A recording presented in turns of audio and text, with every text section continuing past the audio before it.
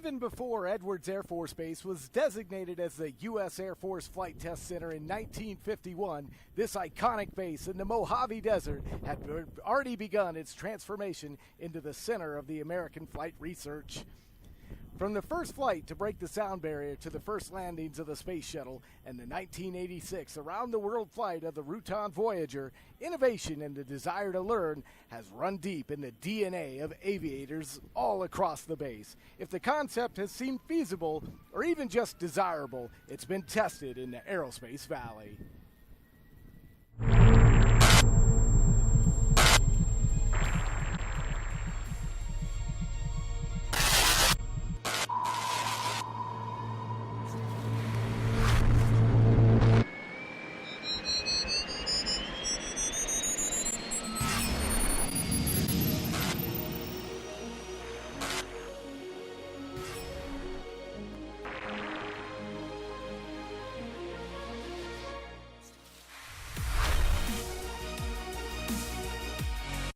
Hey, everybody, happy Saturday morning wherever you might be, wherever you may be tuning in and watching us. I'm Dan Hawkins from the Air Education and Training Command Public Affairs team, and I'm delighted to be joined this morning by the commander of the 412th Test Wing and the installation commander for Edwards Air Force Base, Brigadier General Matt Heiger, as well as the command chief for the 412th Test Wing, Ian Eischen.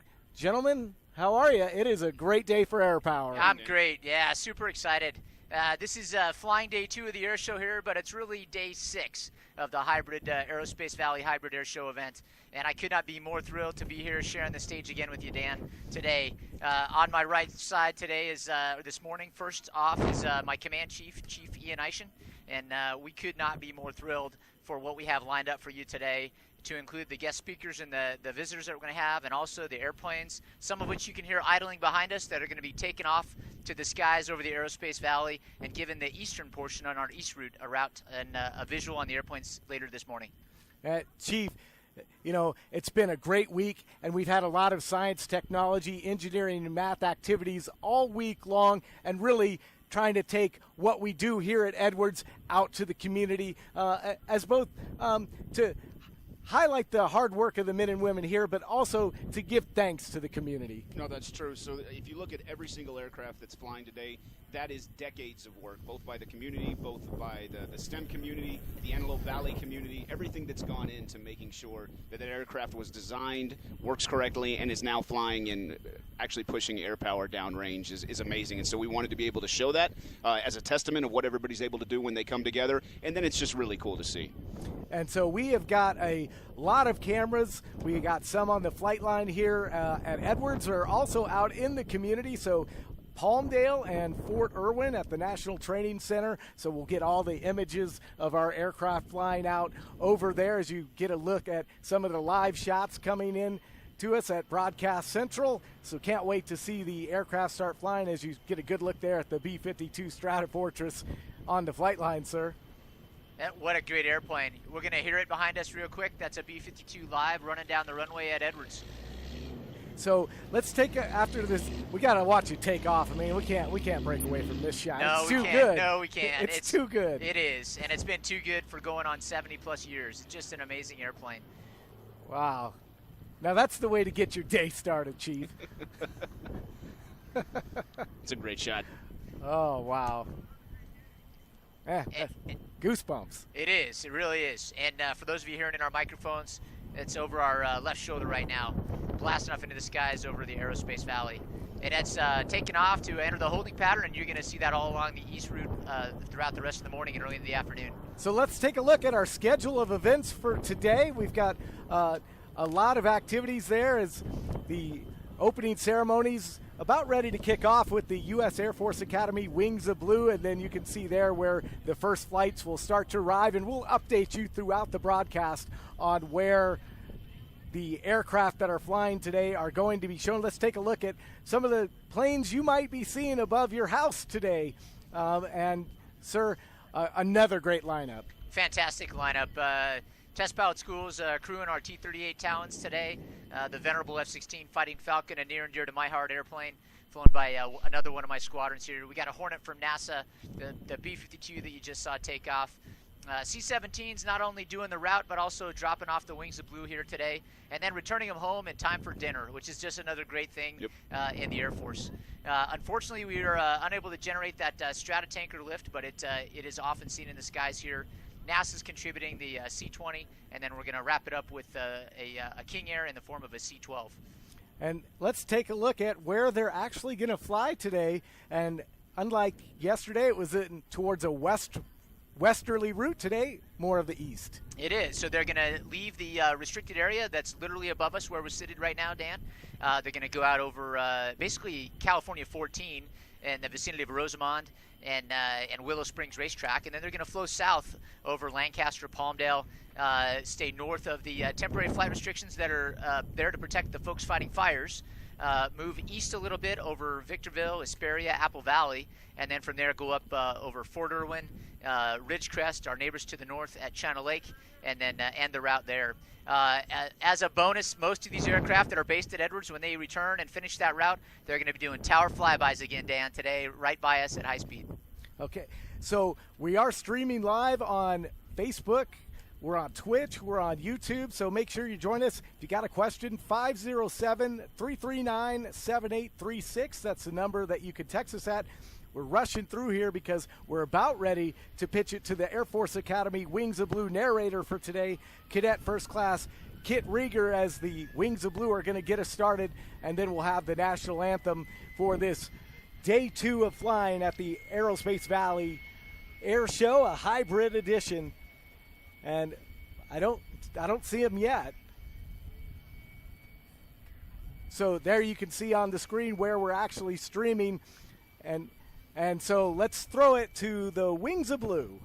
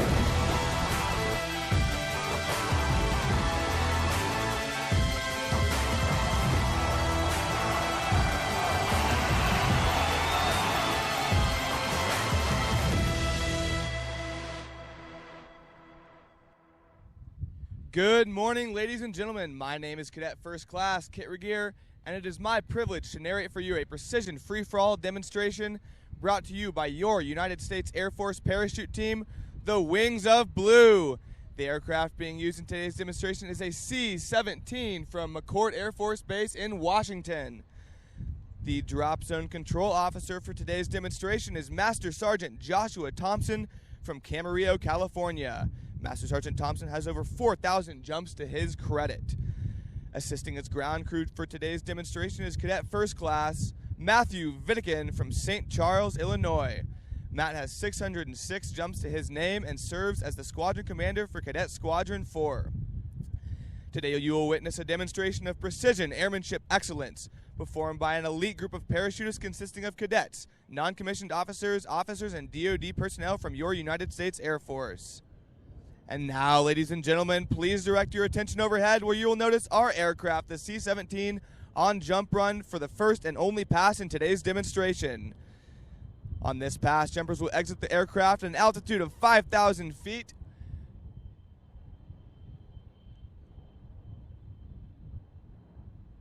And there they go! Our jumpers have exited the aircraft and are accelerating towards the grounds at speeds in excess of 120 miles per hour. Our jumpers maintain visual contact with each other and pull their parachutes simultaneously. At this time, all jumpers have successfully deployed their main parachutes and are setting up for precision landings in the target area that you see before you. The Wings of Blue was founded in 1964, 50 years ago, by a group of renegade cadet skydivers. We are proud to represent the United States Air Force and the Air Force Academy at demonstrations such as this one. Each year, the Wings of Blue perform at more than 50 special events, displaying their intricate aerial skills for more than 2 million spectators, jumping into events that include NCAA football, NFL, MLB games, and air shows around the world. The other half of the Wings of Blue is the competition team. The competition team has 21 cadets who compete in two-way, four-way, six-way, and accuracy landing competitions. You'll notice that our jumpers have now deployed their flags. Today we're jumping the 5 service flags of the 4 DoD services and the Coast Guard.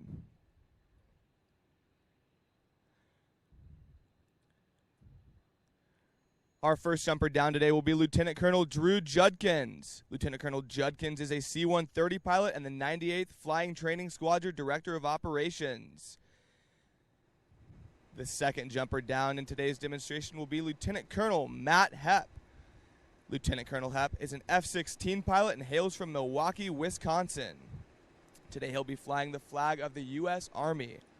Our third jumper down today will be Cadet First Class Tyler Daly from Leesburg, Virginia. Today, Cadet Daly will be bringing in the United States Marine flag. Following Tyler will be Cadet First Class Danny Flynn from Bedford, New Hampshire. Danny's flying the flag of the United States Navy. Following Cadet Flynn, we have Cadet First Class Remington Vale from Tucson, Arizona, carrying the flag of the Air Force. And following Remington, we have Cadet First Class Creston Martin carrying the flag of the United States Coast Guard.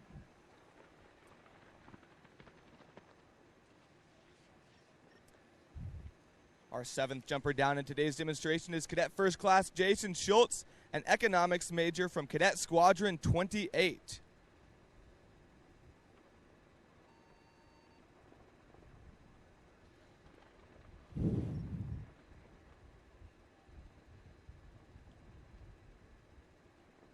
Now eyes to the sky as you'll see Cadet First Class Marcus Ross dropping 800 square feet of pure American freedom. Cadet Ross has 595 jumps to his credit and is an electrical and computer engineering major and an aspiring pilot. He'd like to give a warm shout out to his mom and dad watching online. Marcus brings the flag as an aerial salute to the nation's heroes.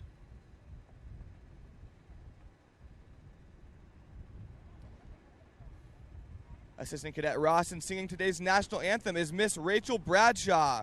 Rachel graduated with honors from Embry-Riddle Aeronautical University with a degree in aerospace engineering. Give it up for Miss Rachel Bradshaw.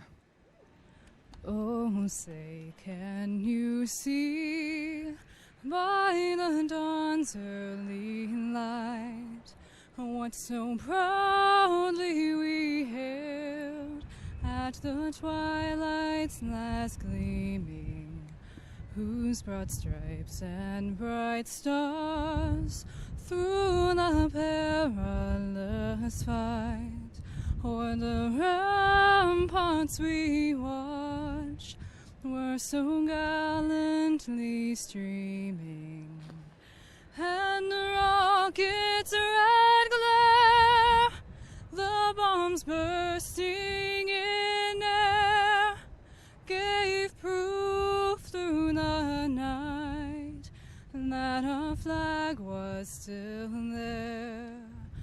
Oh, say does that star-spangled banner yet wave o'er the land of the free and the home of the brave?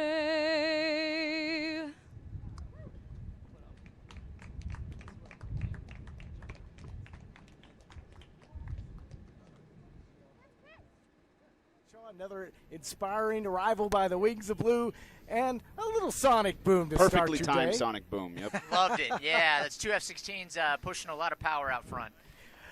A gorgeous shot of the Edwards Air Force Base flight line. And gentlemen, I know it's a sight that you see every day, but for those watching the broadcast, being at an Air Force Base, wherever it is always interesting, and it's our mission, it's our profession, it's what we do, the profession of arms, but it's still inspiring, and it's a joy and a privilege to be able to bring this to the public today. It is absolutely a privilege to do so. That shot looking down the flight line, if we had not been in the middle of the pandemic, that flight line today literally would have been packed with 10,000 plus people.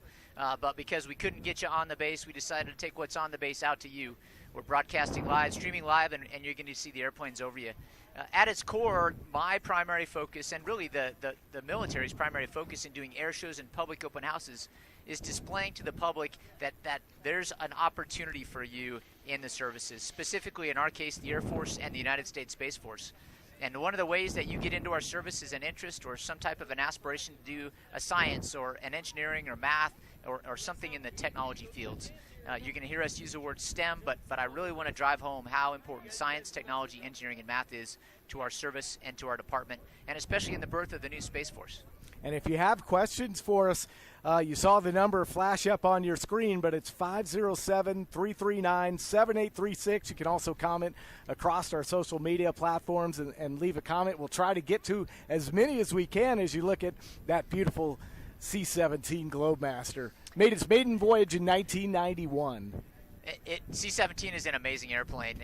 It's a great example of what happens when you have a very well-defined requirement. You tell a bunch of very smart folks from the science, technology, and engineering backgrounds, all using the language of math, go fill that requirement on behalf of the warfighter. I've got close family members that have been aircrew pilots on the C-17, and I've got lots of time personally riding in the back and up in the cockpit. Chief, I suspect you also have a couple hours sit on a C-17 in your time. I've got a lot of time on the C-17, and it's a great aircraft. It's actually a workhorse for this base because anything they want to see, can we push it out of an aircraft and see what happens, including the Orion capsule for NASA, it's usually the C-17 that gets that work done. And you see it there. I actually jumped out of the C-17, believe it or not. I believe it. Who would do that? Who would jump out of a perfectly safe aircraft and fly, other than the Wings of Blue, of course? Yeah, so Wings of Blue will have to do that with one more person next time for the new Space Force flag. But I think they take pride that their takeoffs are more than their landings, but I don't as a pilot. So a gorgeous day, and we've got a full lineup. And let's show that route map again, just so folks know where you might be able to catch the air show live out. And sir, if you can go back through that route again. Yeah, you bet. The center of the route there is Edwards Air Force Base, and the aircraft are going to go to the west, basically over California Route 14, City of Rosamond, and the Wheel Springs Raceway area, and then they're going to flow south over Lancaster and Palmdale, turning back to the east just north of California 138 Pear Blossom Highway, tracking over to the Hesperia Apple Valley part of the larger Aerospace Valley before they go to the northeast towards the National Training Center, Fort Irwin. They're going to make a left turn to point up to the Ridgecrest area and Channel Lake to our north, and then they're going to finish pointed back down to Rogers Dry Lake Bed. Many of the aircraft finishing with what we call a tower flyby, which is one of my favorite parts of flying and also observing aircraft in flight. So, Chief, all week long we've had activities that have been virtual and online, and really a first-of-its-kind hybrid air show, and taking this air show to the community. As you see, a beautiful shot of a couple of T-38C Talons on the flight line here at Edwards. But, Chief, the value of STEM education, not only at the high school or college levels, but even going deeper down to even the elementary school level, there really is a lot of value in it, and those are skills that are desperately going to be needed, not just today, tomorrow, but well into the future when it comes to aerospace and the test and evaluation things that you're doing here at Edwards. No, that's correct, and that expands not just to test and to the Air Force, but into the entire Department of Defense. Bringing children early and teaching them those skills, and not just one of those skills, but being able to do additive manufacturing and design and adding any sort of software development at the same time. You're going to see software development being added to almost every other career field, just because you're going to need to use computers to solve a problem, and you can either outsource that to someone else or solve that problem yourself. And so as you start aggregating those skills all together, you're going to see some beautiful things happen. And I think it's really worth pointing out. I think a lot of times maybe it's a little misleading, like, oh, we just really need that to fly the airplanes. But our enlisted specialties in the Air Force, probably the most educated enlisted force in the history of the Department of the Air Force, and now as we pretty amazing things. No, that's correct, and all over this base. I can give you story after story. If it's education you're looking for, whether we have master sergeants with master's degrees in engineering. We saw a video earlier today of one of our staff or tech sergeants with a degree in game design, and he's using that to solve problems not only in COVID, but to build virtual reality solutions for not only his unit, but for all of AATC. And you can't throw a rock without hitting a brilliant enlisted member who's making the mission happen here every day, and it's just getting better. And yesterday you brought up a meeting that you had with your EOD team. They were doing some really cool stuff. Yes, sir, that's correct. So our EOD is working with a couple of startups out in the valley, and what they're doing is putting sensors in some of their workout wear and then testing exactly how their muscles are fatiguing at different levels of stress and in different training evolutions to see, can we predict when they're going to have an issue? Can we predict how much training we're going to need to do? And so all of that, it sounds pretty simple, but when you look at all the mechanical engineering and the electrical engineering that goes into that, and then added into the predictive analytics, the artificial intelligence, the software design, in order to take all that big data and actually make sense of it, so someone like the general can actually gain insight and then make a decision, there's a lot at play there. I could not be more proud of the folks that I get to learn from every day. There is a phrase that I use a lot, and it'll hit me, and I'll go, I learned that today. 9 times out of 10, what I learned today, I learned from one of the enlisted members of the 412 Test Wing or the larger Team Edwards. Oftentimes, it's in their main career specialty or their main career field, but probably just a minor, just below half of the time, it's something that they have an interest in that may not be directly related. Truly inspiring individuals with some great life aspirations and goals, and I get the pleasure to work with them, and Chief also gets the pleasure to work with them every day.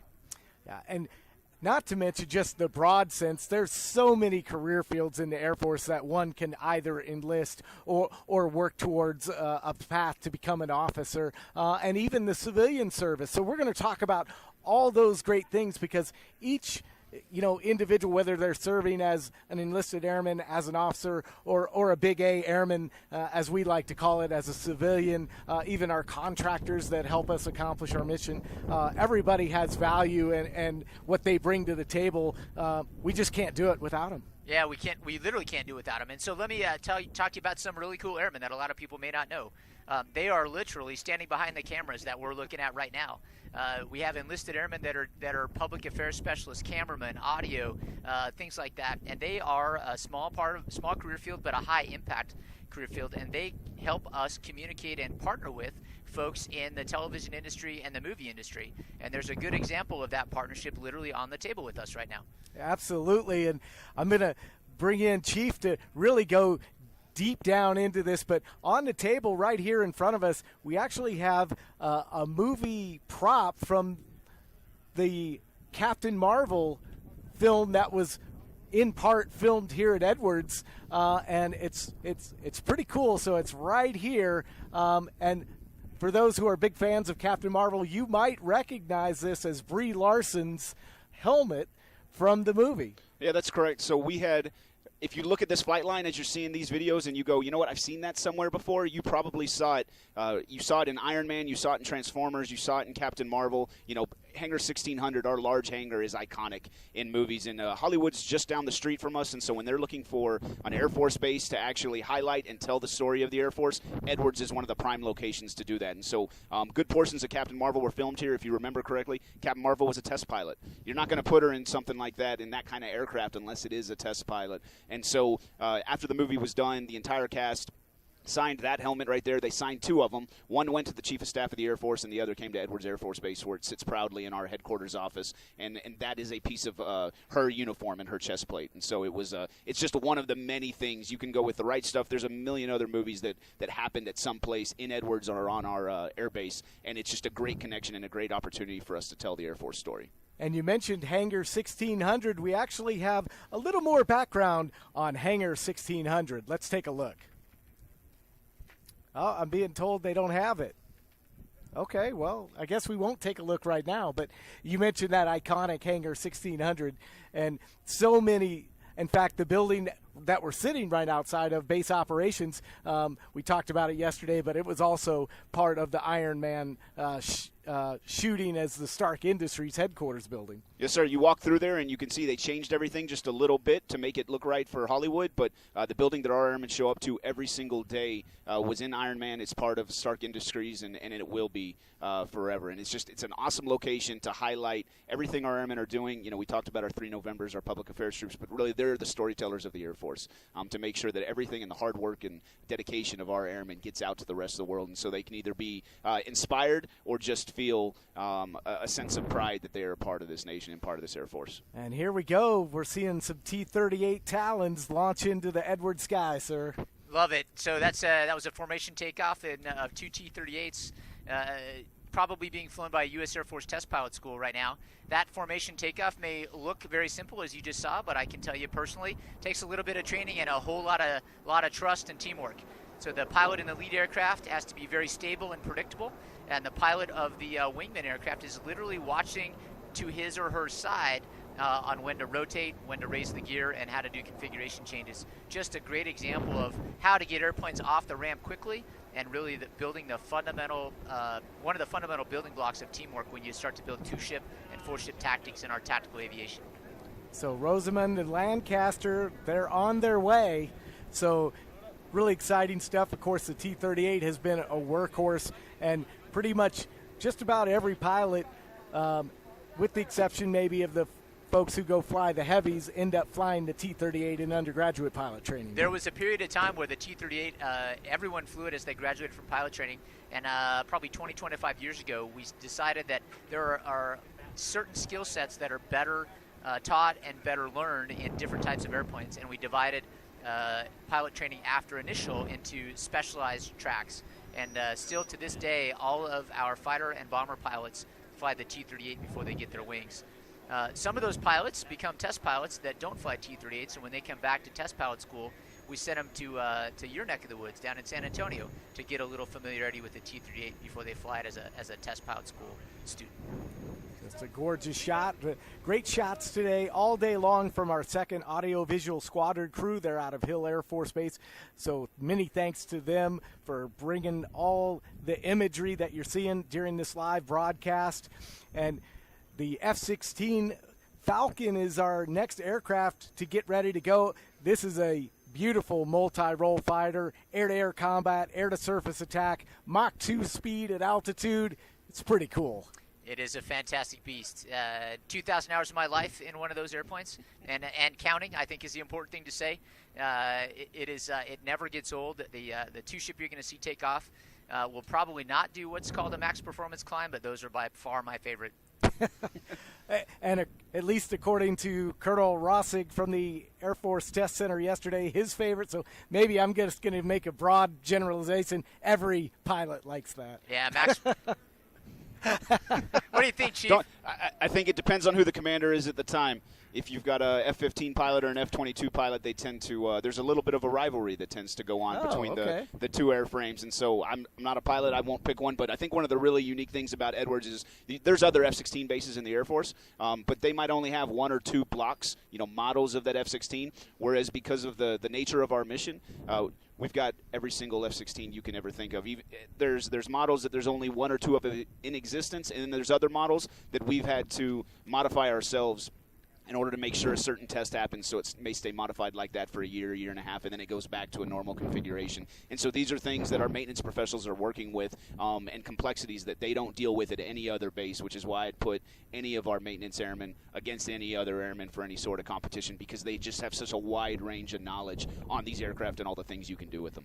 Yeah, you're looking at 2 U.S. Air Force F-16s there, and a couple things that people don't realize that our enlisted airmen do is that when we test a new airplane at Edwards Air Force Base, we're not just testing the airplane, but we're also testing the technical orders with which we maintain them. And that's a core specialty that one of the squadrons here in our maintenance group does that is almost an exclusive maintenance squadron. They validate those tech orders and provide updates. They're also the same experts that when something happens in the field and a maintenance person says, I have no idea what to do here, they call in us as the crisis team to help them pave the way to get that airplane back to full mission capability. Another thing that's on the ramp behind me is this is the place where we do a lot of testing of coalition and partner aircraft. We have 2 programs literally on the ramp right now from allied nations, one a little bit east of us and one a little bit west of us. So it's just a great place if you enjoy diversity of aircraft to work on. Same thing with Test Pilot School. Allied nations attending and putting test pilots through, and then taking that knowledge back to their home country and building that connection with us. It's really great to see.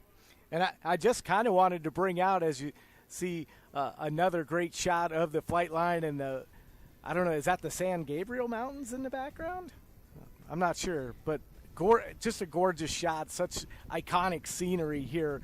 But General Higer, command pilot, over 3,000 military flight hours, 40 different aircraft, combat hours, Operation Southern Watch, brings a lot of experience.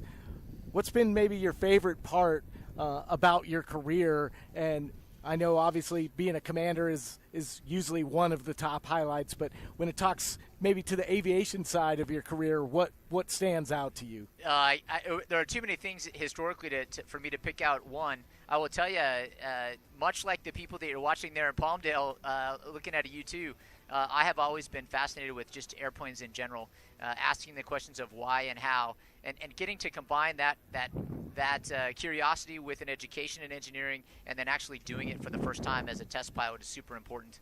I have been asked many, many times, hey, what's your favorite airplane? And my answer is always the same: the next one I get to fly. And I just bring it up just for conversations, but you actually build your own airplanes, from what I understand. Well, I don't have a fleet yet, but I did on the side, and my lovely spouse at home and my boss were both willing to cut me off a little time to finish a project that was on my bucket list. And yeah, I completed building an airplane this year. As you see the F-16s taking off and a little sound of freedom. Afterburner takeoff, love it.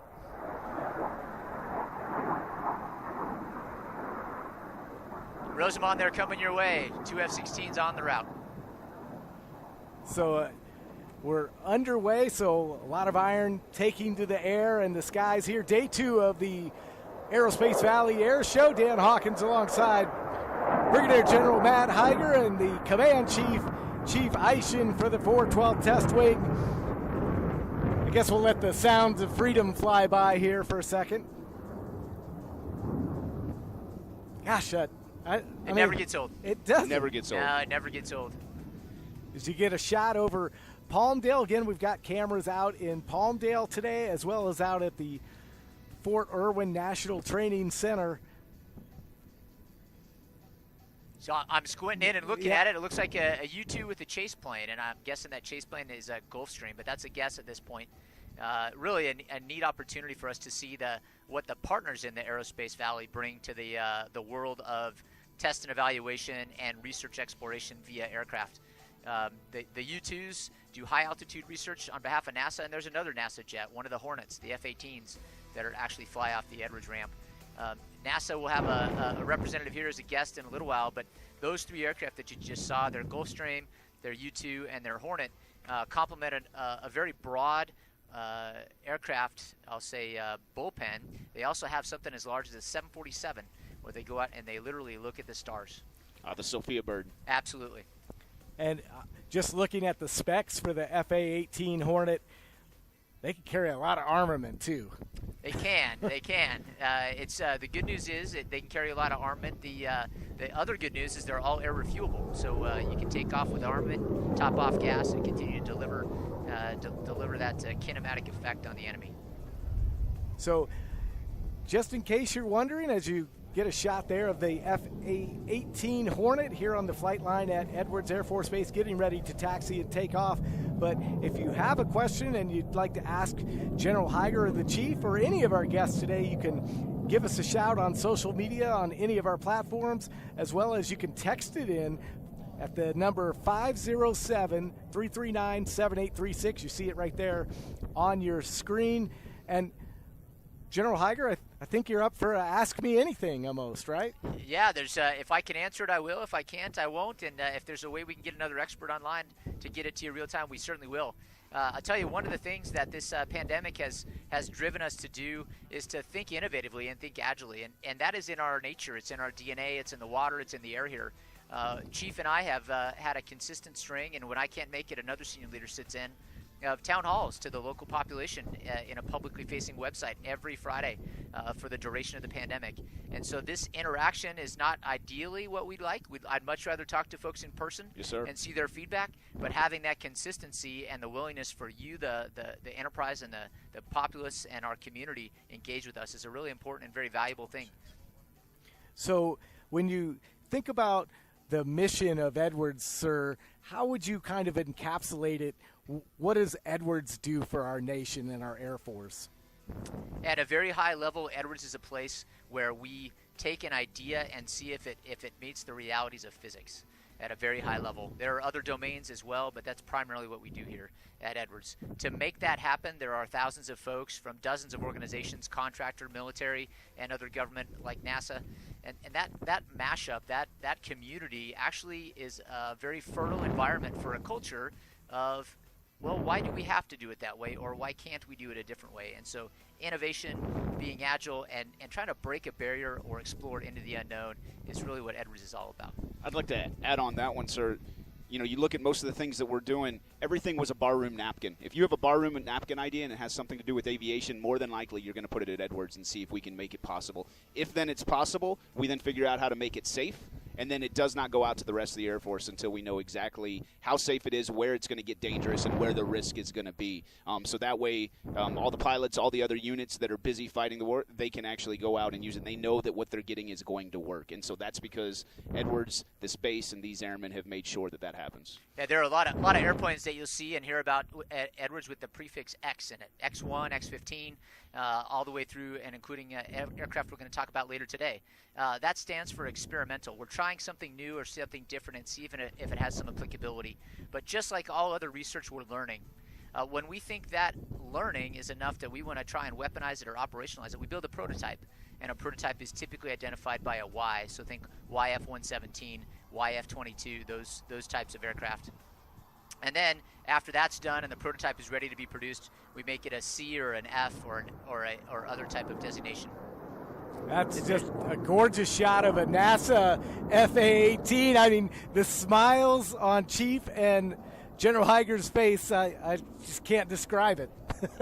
Yeah, I tell you, it is hard to get a lot of work done in my office. It overlooks the flight line, and when the windows are open, there's a lot of noise as well. So it's a fantastic view that we are fortunate enough to get to see every day. And in 2 years, we hope to get the public back on the base for the 75th anniversary air show, which we'll talk about more later too. Yeah, and so you bring that up, but this weekend is the 73rd anniversary of that first historic flight of breaking the sound barrier. It is over the skies that these aircraft are literally flying through right now. 73 years ago on the 14th, the X-1 broke the sound barrier for the first time. 2 years from now, we'll have a big 75th anniversary celebration of that. It'll also be a celebration for the Air Force. And this weekend, I'll say the holiday weekend in October, is a really important weekend for the Valley for that primary reason, but it's a really important weekend for the nation as a whole. If we know, and you know, that there's always something going on in the Aerospace Valley around the holiday weekend in October, come out and visit, whether it's virtually or in real life or IRL. We're going to have something next year in 2021 in partnership with the LA County Air Shows organization, where we'll support them as they have supported us in the past. And then in 2022, for the 75th anniversary of the supersonic flight, we'll have hopefully another large open house where everyone's got their vaccinations and the pandemic is at bay. And I think for a lot of people watching, they may think, oh, they're doing an air show at Edwards. That's really cool. But Edwards is really just one part of a very large aerospace ecosystem here in the Valley. Absolutely. So it's a bold statement for me to declare that this is the center of the aerospace testing universe. But no kidding, if you drop a stake in the middle of the flight line here at Edwards and you draw a 100-mile bubble around it, the things that you encompass that are happening today in aerospace are just so exciting. It goes all the way down to Space Park in Los Angeles, out to Vandenberg, up to and include China Lake, and then everything that's happening in our close aboard neighbors here at the Mojave Air and Spaceport, where we have aircraft going to and from space, and we have Virgin Launch happening out there as well. We're partners with them and have helped them also. The other item that we've been doing here locally is a lot of partnering for decades between the mission partners at Air Force Plant 42, and we are fortunate enough to later today to have the director of Plant 42 here to talk a little bit more about that part of the Air Force mission in the Valley, along with our mission partners down there, the big ones being NASA, government, Boeing, Lockheed, and Northrop Grumman. There's just so much in the aerospace areas within 50, 7,500 miles of here, and Edwards is right in the thick of it, both culturally and also geographically. And that's primarily because there's this lake bed just behind us, Rogers Dry Lake Bed, that I have heard many people describe as a heavenly gift to aviation. Yeah, and to space travel.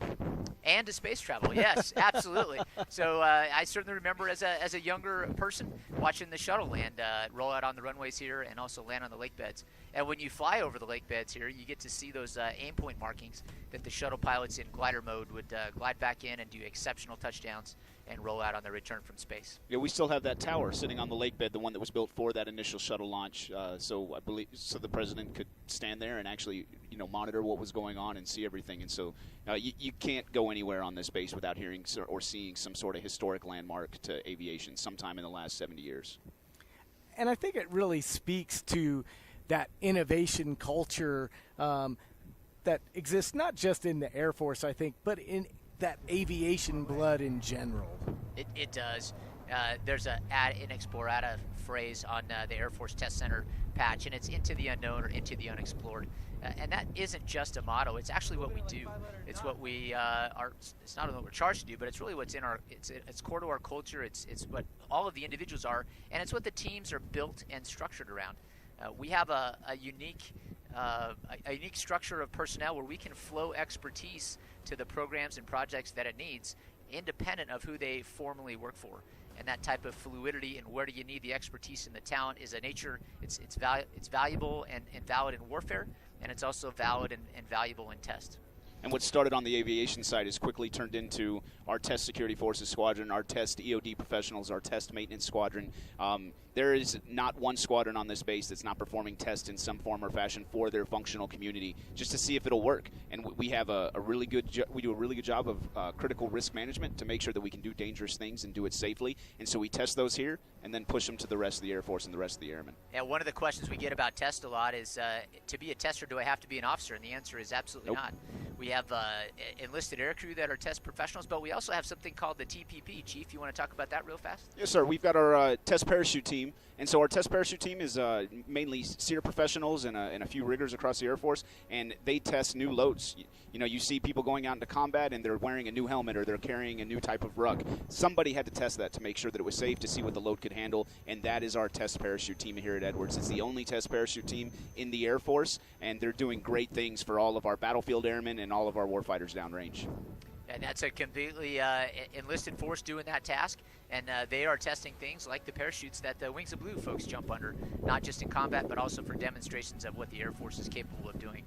And those little pockets that Chief mentioned are not just limited to the flight line here on the installation either. We have test thoughts and innovative culture that happen in our medical professionals and in our force support squadrons, the taking care of airmen folks and leading the way and plowing new ground.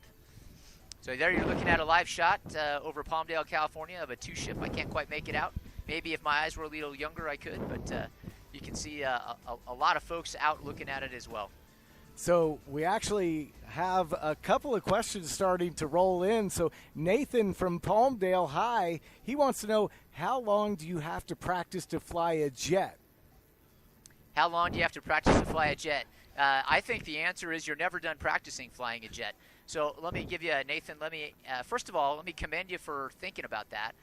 Flying an aircraft, no matter what the aircraft is very much not like driving a car.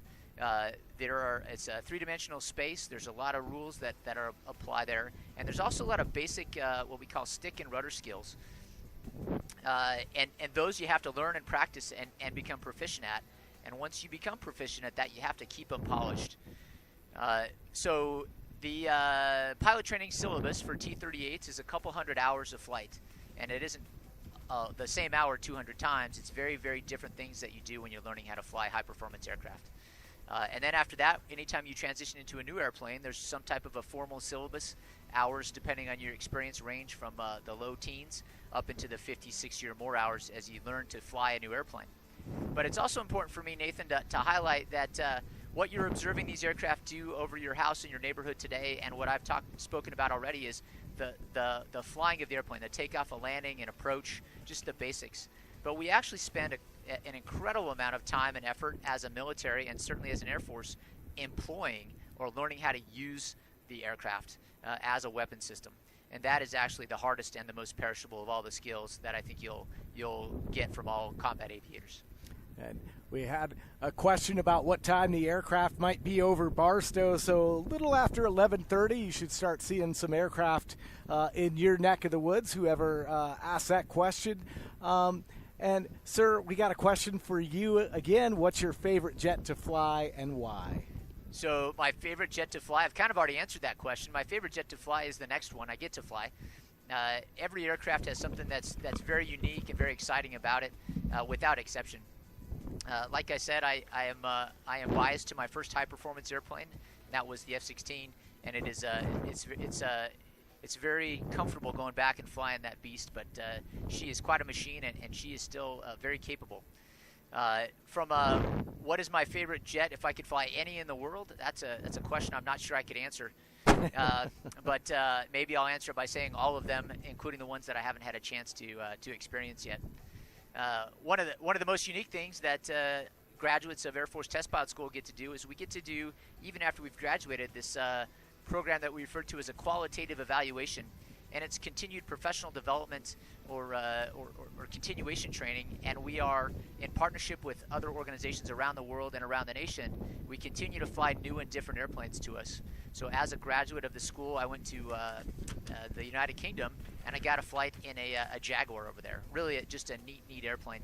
Another jet that I added to the resume. And the thing that I found fascinating about that was there I am flying over the Scottish Highlands at altitudes below which I normally fly an F-16, and the confidence and the skills gained doing that helped me do testing better when I came back and did F-16 at those same altitudes and speeds later in my career.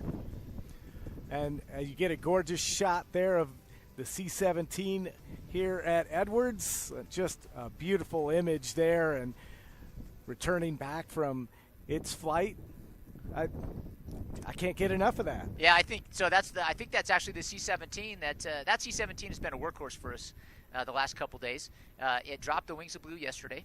It dropped the wings of blue this morning, and then it literally just landed and picked him up. And the cadet jump team is on that airplane, and it's going to deliver him back to Colorado Springs so they can have dinner at home. And then they're going to fly back to McCord and end their day there. We appreciate the support from McCord and that crew, and certainly from the Wings of Blue. And I'm delighted now, as well as General Heiger, to be joined by the commander of the Air Force Test Center, Major General Christopher Azzano. Sir, how are you? I am fine, Dan. Thanks very much for having me here today. This is a fantastic show, and I want to thank you for your role in it. And I especially want to thank and congratulate General Heiger and the team here at the 412 Test Wing for pulling off what is the first air show in America in the COVID environment, and quite possibly the only one. So great job, General Heiger, and to your whole team. Thanks for having me. So from one fellow Purdue grad to another, sir, I want to say we're really glad to have you. Boiler up. Boiler up. So, thinking about the Air Force Test Center, sir, tell us a little bit about the scope and the mission at the Air Force Test Center.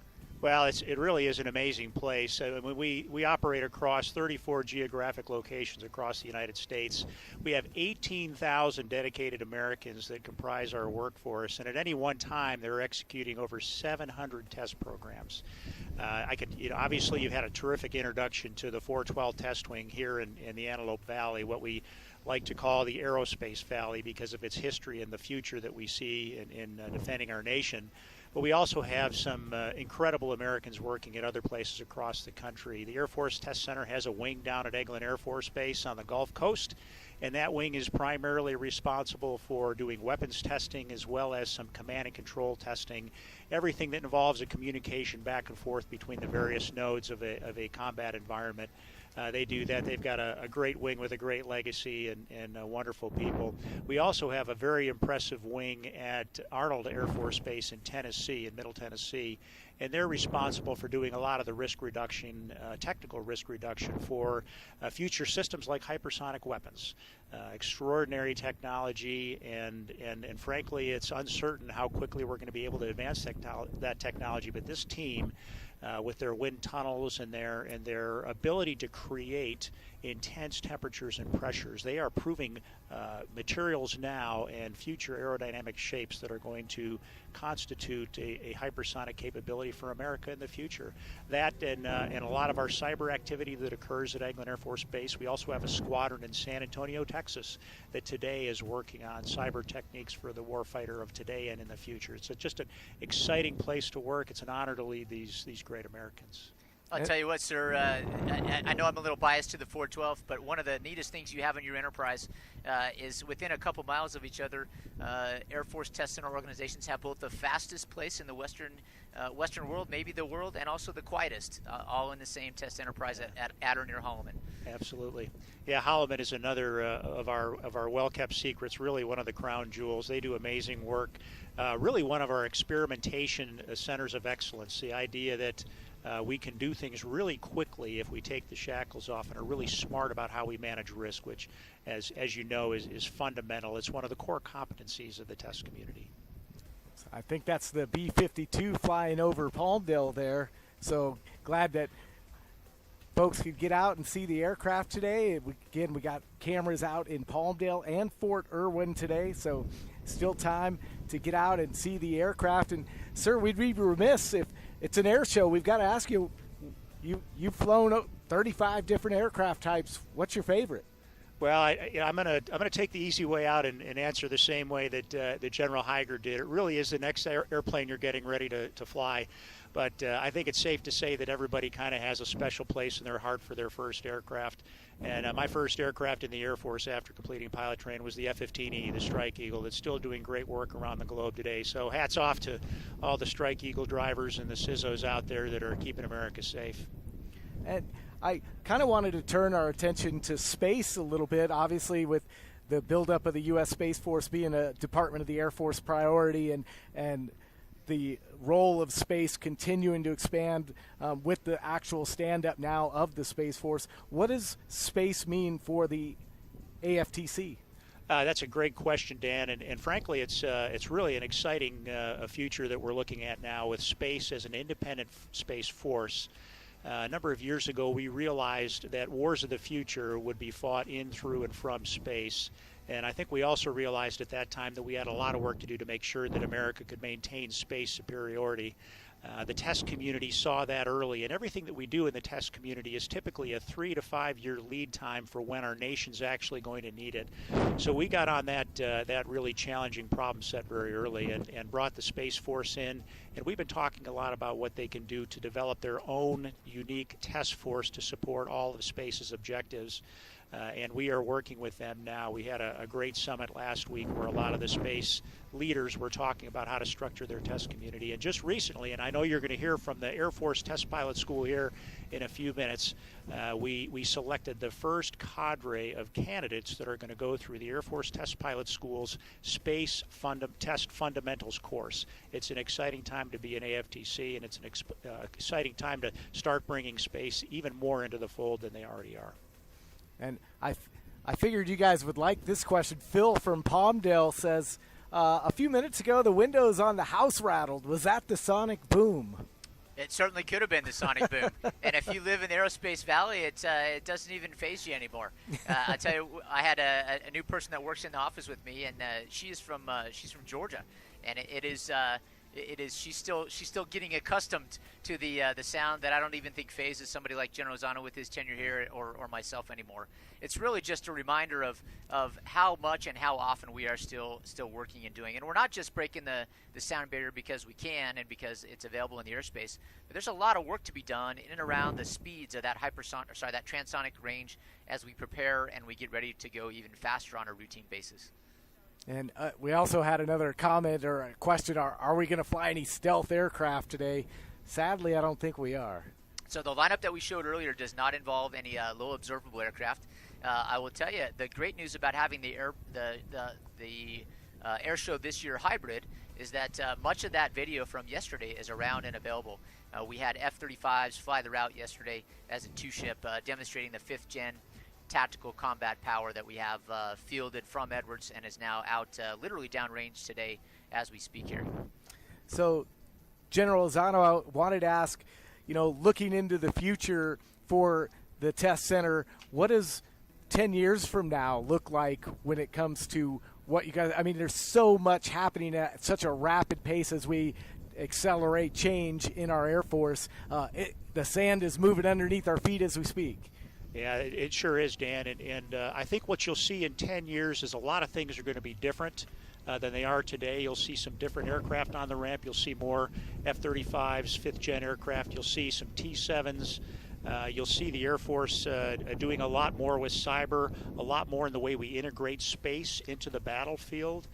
Lots of exciting developmental work to do there. But the one thing that will not change is the quality of people who commit their lives to this profession and the pioneering spirit that has always characterized the test community. I think you're going to see that, and it's really exciting for people like General Heiger and me to see all of the interest now, especially in STEM programs in junior highs and high schools around the country. These are young Americans that are excited about their future and what they can do with science and technology and mathematics. And so we're looking forward to having them graduate in a few years and join us, because that pioneering spirit is alive and well in America, and I think will always be characterized by the test community.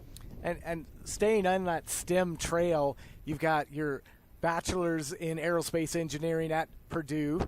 You got a master's degree from Stanford in aerospace engineering. What was it about STEM that really drew you in and made you want to explore it? Well, I always loved technology. I always loved aviation from my from just about the earliest years that I can remember. Fascinated by airplanes.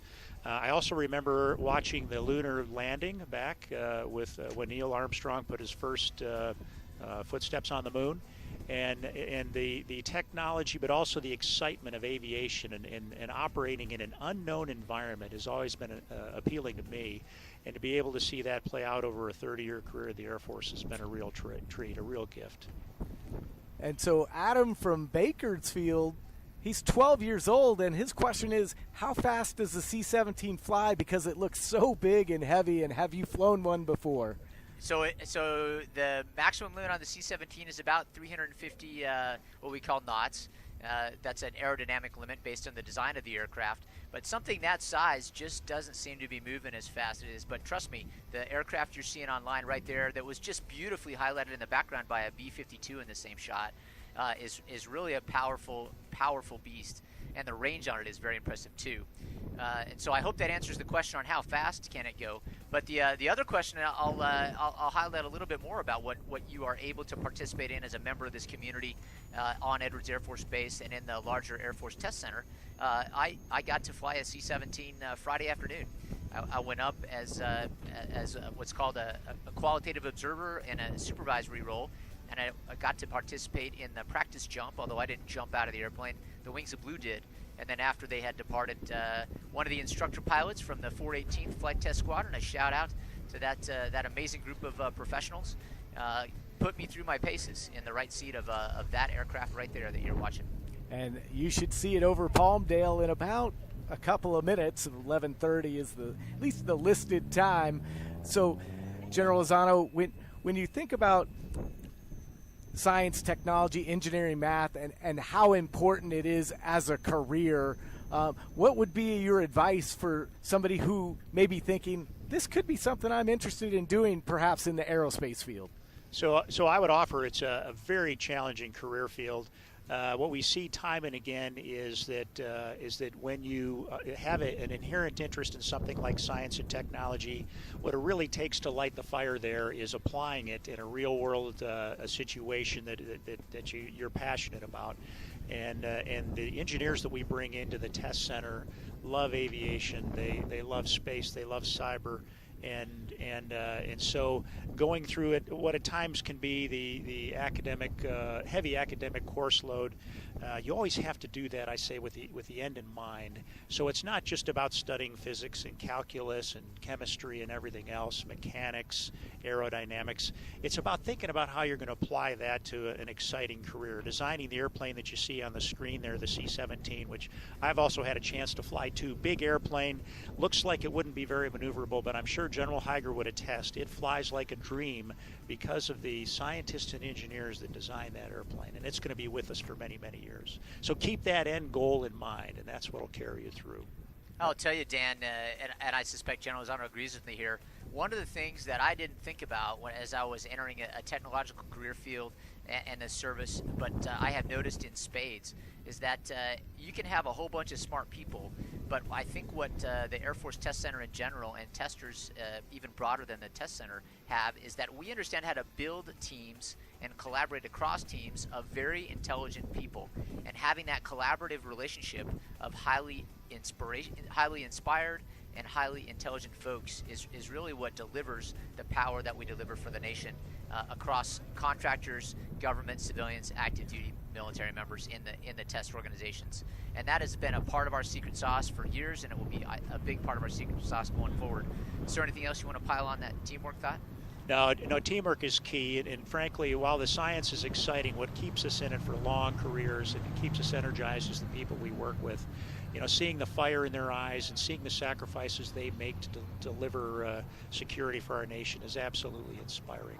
I've said many times I joined the Air Force because I was excited about flying. I stayed because of the people.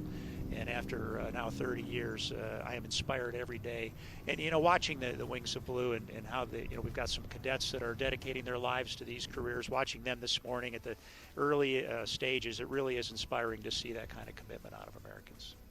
It truly is, and gets the heart going when you see people jumping out of perfectly safe airplanes too. So as you see another great shot out of Palmdale, reminder, ask us questions if you want on social media. We're on Facebook, we're on Twitter, we're on Instagram, we're about everywhere you'd think we would be. You can text your questions to the number on the screen. We'll take them as well. Got a question from Asparian Giselle. She says, how do I become a test pilot? She says, I'm currently in college. I'm a physics major and would love to go into aerospace. Well, you are well on your way. You're getting a technical degree. That's fantastic. Study hard, do well, learn as much as you can. Then we need to turn you into an aviator as well. So if you want to become a test pilot in the military services, you could join any of the four for now, although we're looking at how we're going to define test professionals for the Space Force in the future.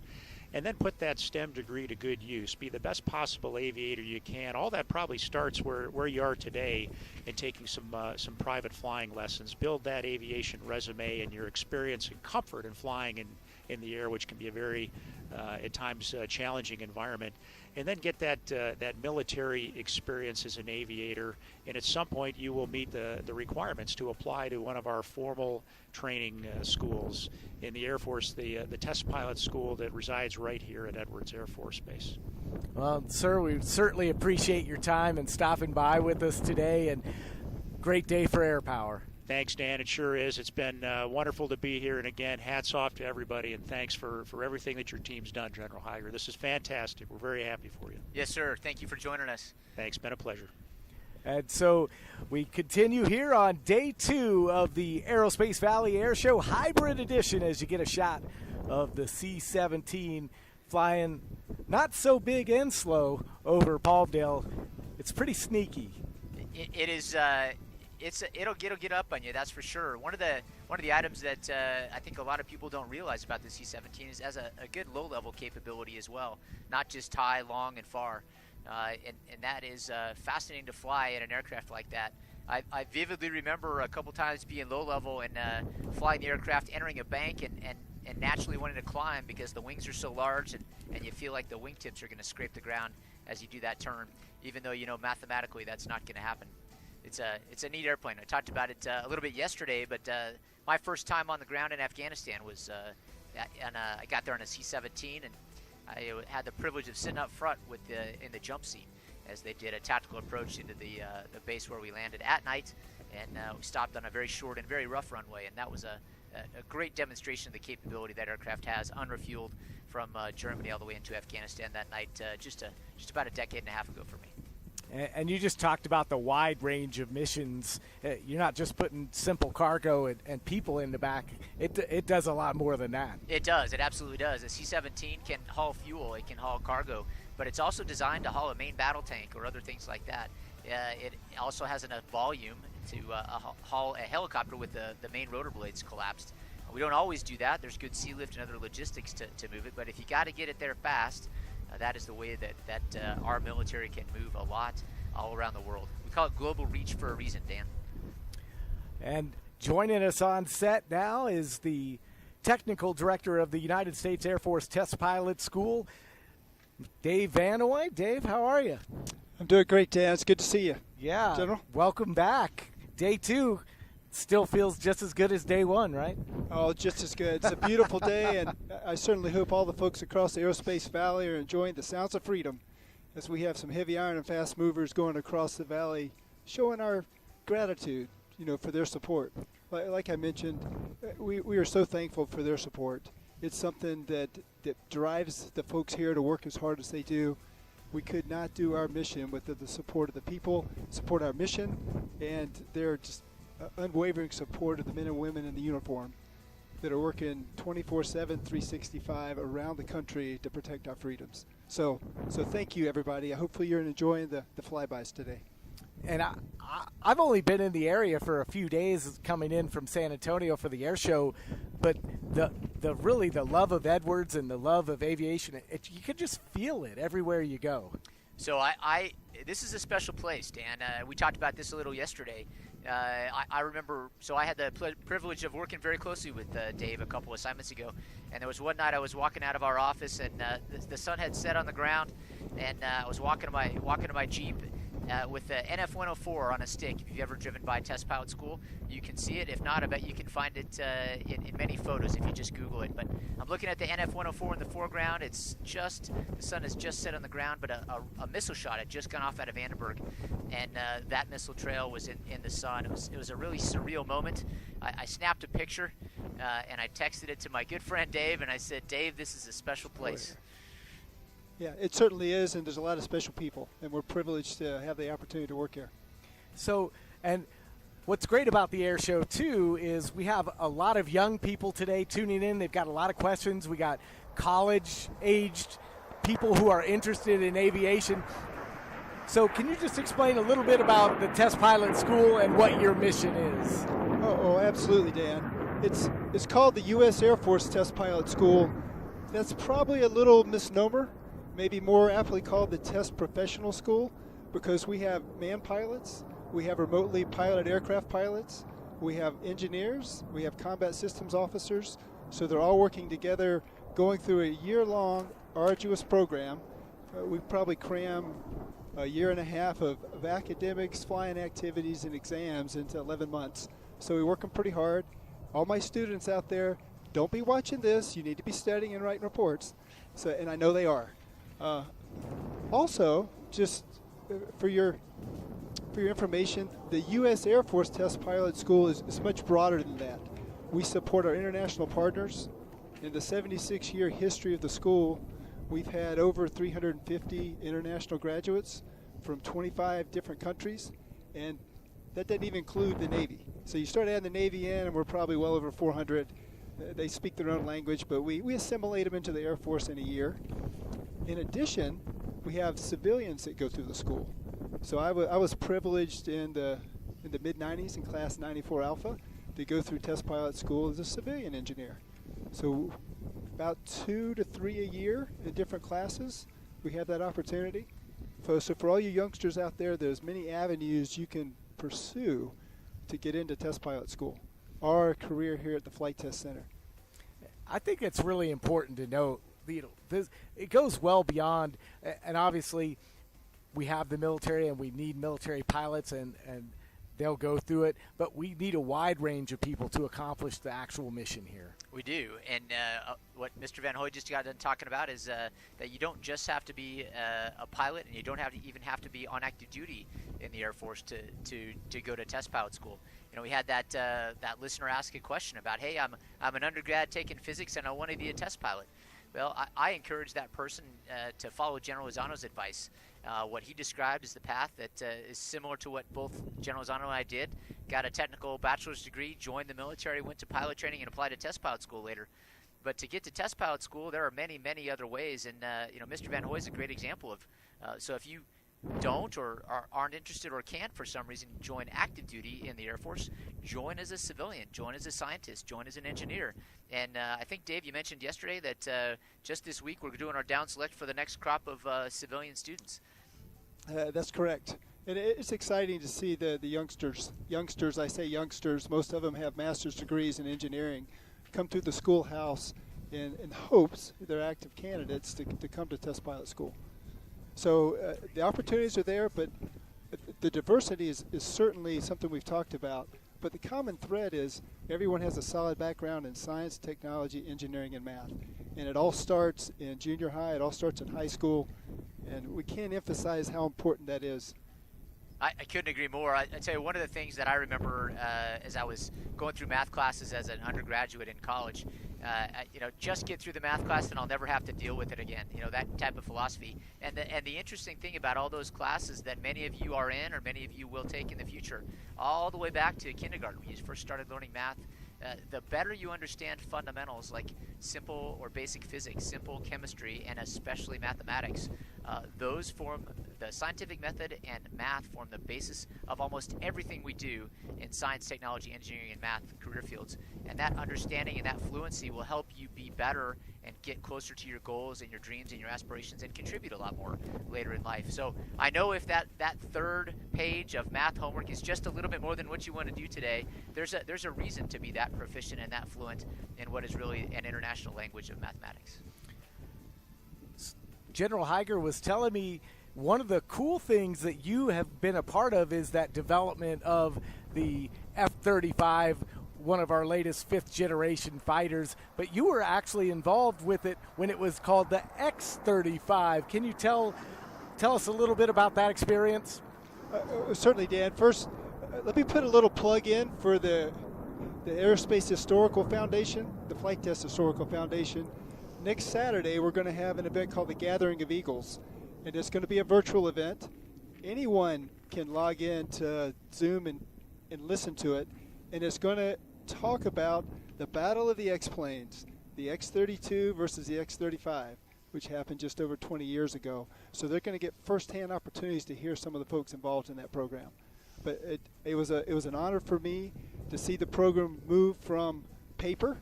I got involved right when they down-selected the two of the competitors, all the way through manufacturing of these one-of-a-kind airplanes through the flight test part. The challenges the team overcame, the diversity of the workforce. You know, not only do we have the contractors involved, we have the government folks involved, we have multiple test sites involved. We had the Air Force, the Navy, and the Marines all working together. I mean, that in itself was a challenge. Another interesting aspect of TPS is the fact that now with the buildup of the U.S. Space Force, and they're stood up now and working towards all kinds of different avenues to include test and evaluation, and there's some big news happening in your neck of the woods when it comes to that. Oh, absolutely. You know, we got the charter from the man who was sitting right here a little while ago, General Lozano, about a year and a half ago, to get engaged with what has now become the United States Space Force, and we're in on the ground floor of producing a course to help educate that workforce. And it's going to be unveiled this coming January of 2022, a 3-month-long space test fundamentals course that kind of leverages the same model of test pilot school, which has academics, it has hands-on exercises, it has seminars with experts in the community, and it also has some site visits. So we're really excited about starting that. Yeah, one of the things that I find very important that we look at U.S. Test Professional School, U.S. Air Force Test Professional School, is that while we think historically of Test Pilot School, or TPS, very affiliated with airplanes, the fundamentals of test are really what the school teaches. In a sentence, we teach test was what I would often say when I was on the instructor cadre there. And that fundamental basis of test applies in all aspects of warfighting. We have been teaching folks there test principles using airplanes as the lab, if you will, but then they leave test pilot school and they go test cyber systems, or they go test electronic warfare systems, and soon they'll have a dedicated curriculum that teaches test so that they can go do test and evaluation in the space domain as well. And I want to highlight one other thing that a lot of folks I think are aware of, but there's our first tower flyby, an F-16 making a little noise low and fast. One of the things that is fascinating, and is certainly as we look forward into the next 5 and certainly 10 years, testing is no longer going to be what we would call single domain. We are going to have to build tests that involve airplanes and cyber and EW, land forces and space forces, and that test is going to have to run simultaneously. And if you think about that, it is very, very thrilling. To be really blunt, it's a little daunting, but if you are at all interested or excited about doing that, the growth of the test business is not going to decrease anytime in the near future, because that's how we're going to fight. We're going to integrate across all domains and outmaneuver in speed, outmaneuver our adversaries, and that is one of the ways we'll prove it and find our gaps and weaknesses and fill those in and get better for it. And that's truly one of the hallmarks of General Brown's Accelerate, Change, or Lose discussion, is the fact that we have to be in that joint warfighting concept. We do. So the Air Battle Management System, JADC, Joint All Domain Command and Control, are really the embodiments of those programs. How do you test that? How do you build it? How do you even write the requirement for that? And then how do you apply that combat power is really what we're trying to get after in that portion of accelerating change. What Mr. Van Hoy talked about here, and as we're building the basics, blocking and tackling for test and evaluation, those professionals that are going to graduate from the school that he is privileged to teach at are going to be the ones that lead us into that multi-domain testing for the next couple decades. I want to pivot real quick back to another thing that's kind of neat and unique about instructors at Test Pilot School before Dave leaves. And yes, Dave, I did tell him about your X-35 experience. Yep. You can chastise me later for that. But I was a student of Dave's when I was a student at Test Pilot School, and I remember you teaching the first flight class with that as the example. And so that is the caliber of instructors that we have at the school. But Dave is an instructor flight test engineer and a flight test engineer graduate from Test Pilot School. But Dave is also a very accomplished pilot and instructor pilot as well, and teaches students in that role. So if you could talk to what engineers do agnostic of what kind of wings they wear at the schoolhouse, I think a lot of folks are unaware of that. But certainly, as you know, we have both active duty military and civilian pilots and engineers at TPS. And some of our engineers get the opportunity to act as pilots because they're civilian pilots in their own right, flying either commercial private airplanes like Cessnas and Bonanzas and Moonies. I think you're familiar with the Moonie. Just a little bit. Yeah. But they also fly gliders. So one part of our syllabus is taking students up to fly gliders with our incredible teammates at Mountain Valley in Tehachapi called Skylark North. It's a great operation. I highly recommend any youngster who wants to learn about flying to go up there and experience glider flight. It's just the basics and fundamentals of flying. And we have engineers that act as instructor pilots for those events. It gives them a chance not only to put their flying skills to use, but they get to work in capacity as an instructor pilot for pilots, the military pilots, who, I'm not going to lie, fighter pilots don't know how to use their feet. All they do is taxi airplanes. So you get them in a glider, and they actually have to use their feet to coordinate. It's eye-opening. But that's part of the syllabus. The syllabus is to stretch folks' experiences and horizons to try to make them better pilots. Yeah, as just a foot stump on that, I was a fighter pilot that didn't use my feet much in an F-16, but I had a little tailwheel time, so I wasn't completely dead foot. But all of my instructor pilots in gliders both as a student at Test Pilot School and also when I was back doing my upgrades as a member of the cadre at Test Pilot School. All of my instructors were engineers and navigators. And that type of recognizing expertise where it resides and leaning on people's interests and talents, that is one of the core tenets of the diversity that you have, and including it in a way that is more powerful than you would if you just simply said, well, you're not a pilot, therefore you can't be an instructor pilot.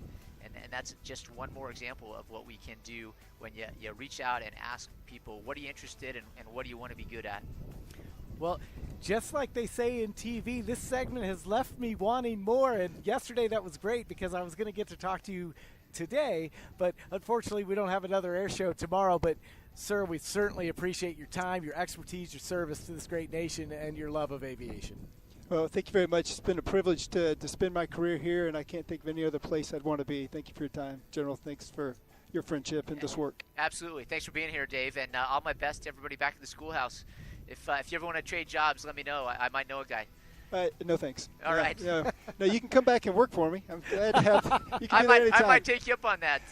All right. Thanks again, Dave. Enjoy the rest of your weekend. Thank you, guys. Teacher to the student, always. Yeah, it is absolutely amazing. You know, I tell you, the schoolhouse is a near and dear place to my heart. But it isn't just that I'm a graduate and an instructor there. It's the exciting people that get to work and be there. And when you look at the diversity of backgrounds and experience in nations that are in the workforce at Test Pilot School, that's a subset of the larger diversity across the workforce at Edwards.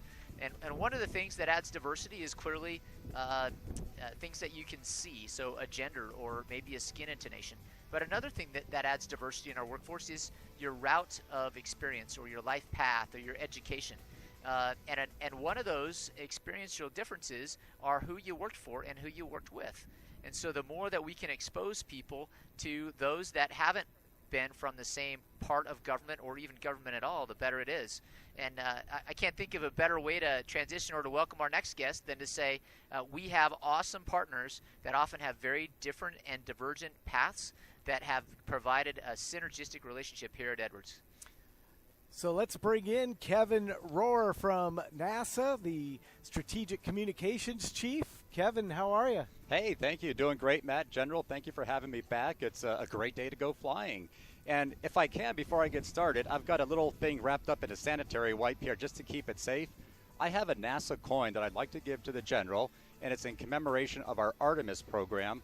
As you know, we are sending the next man and the first woman back to the moon, not just to be a visitor, but to stay and get us onto Mars. So, General, to commemorate all the great support we do together, want to give you this coin, and thank you for all your help. All right. I appreciate that. Thank you very much. I will display that proudly. What a great testament to the partnership that we have here with NASA at Edwards.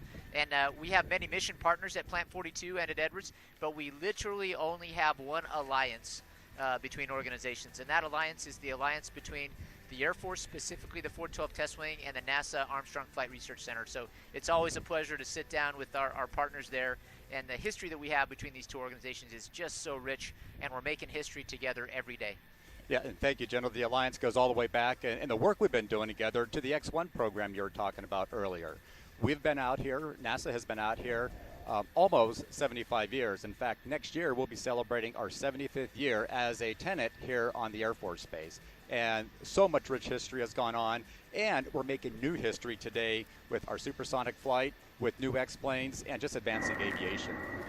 I found it interesting when I was reading about the Armstrong Flight Research Center. Your first mission was back in the day to try to break the sound barrier, and that actually happened here at Edwards.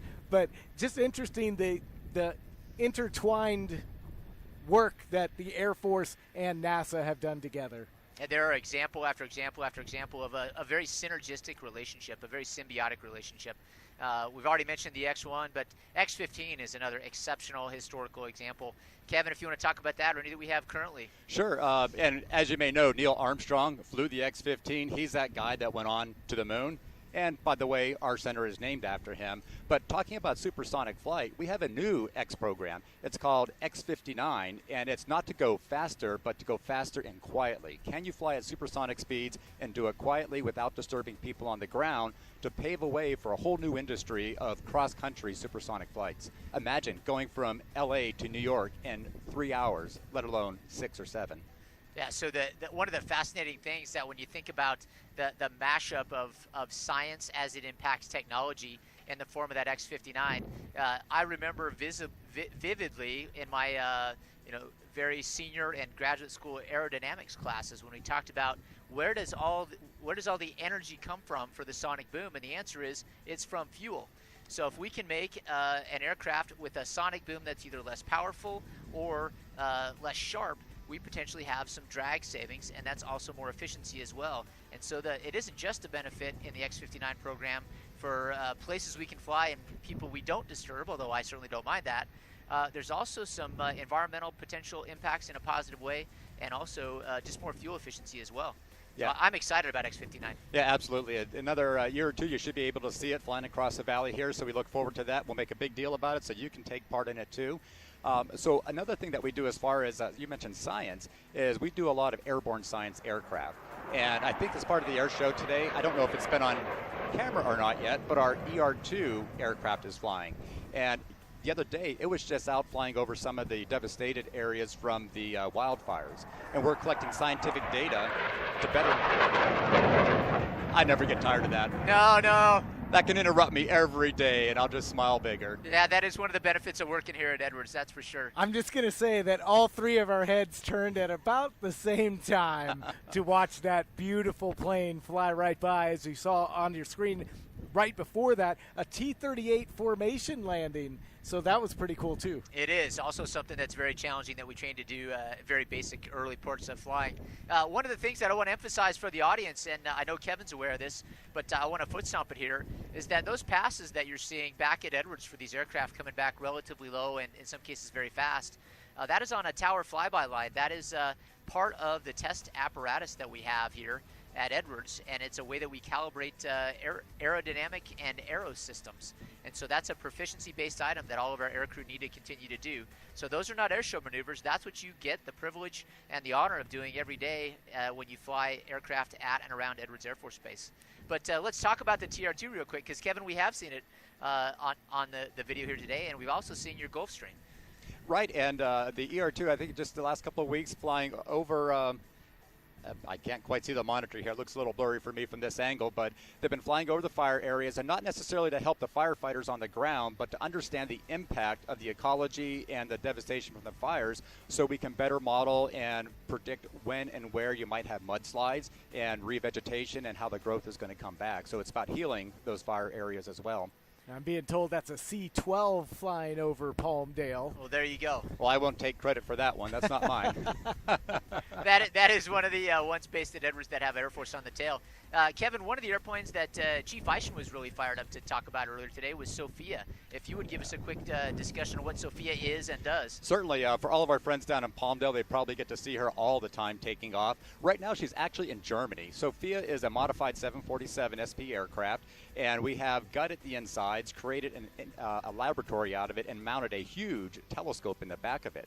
So imagine a door on the side of an aircraft, a 747, the size of your garage door, fly up to 70,000 feet or 40,000 feet, and then they'll open the door, allowing the telescope to peer out at the universe and study things that you could never see here on Earth in infrared imagery. It's infrared will see through the visible light and takes heat measurements. So we can look through dust, we can look through other things and see constellations, stars, and galaxies forming across the universe. And a lot of people say, well, why don't you just put that telescope on the ground? And the answer is there's a lot of atmosphere between the surface of the Earth and 40,000 feet that when the airplane's that high, you don't have to mess with or deal with. And in the spectrum, infrared, a lot of the atmosphere is water, and water attenuates or reduces a lot of the energy that we get. So we're learning for humanity for Sophia. Yeah, and a great thing about it is we do work here on Earth. We do aeronautics work, of course, but we're trying to understand the origins of the universe, the origins of our world, and answer some of the bigger questions out there. Why and how do we exist? And is there other life out there? And Sophia is just one of many tools that NASA has trying to delve into these kind of questions. So a question coming in for you, Kevin, is NASA sounds really awesome. I would love to work there. How would one even start looking to join NASA? You know, I love working here too, and I'm not sure who wrote the question, but you can do it. For all those that are still in school, like some of the other presenters said, it's math and science and STEM.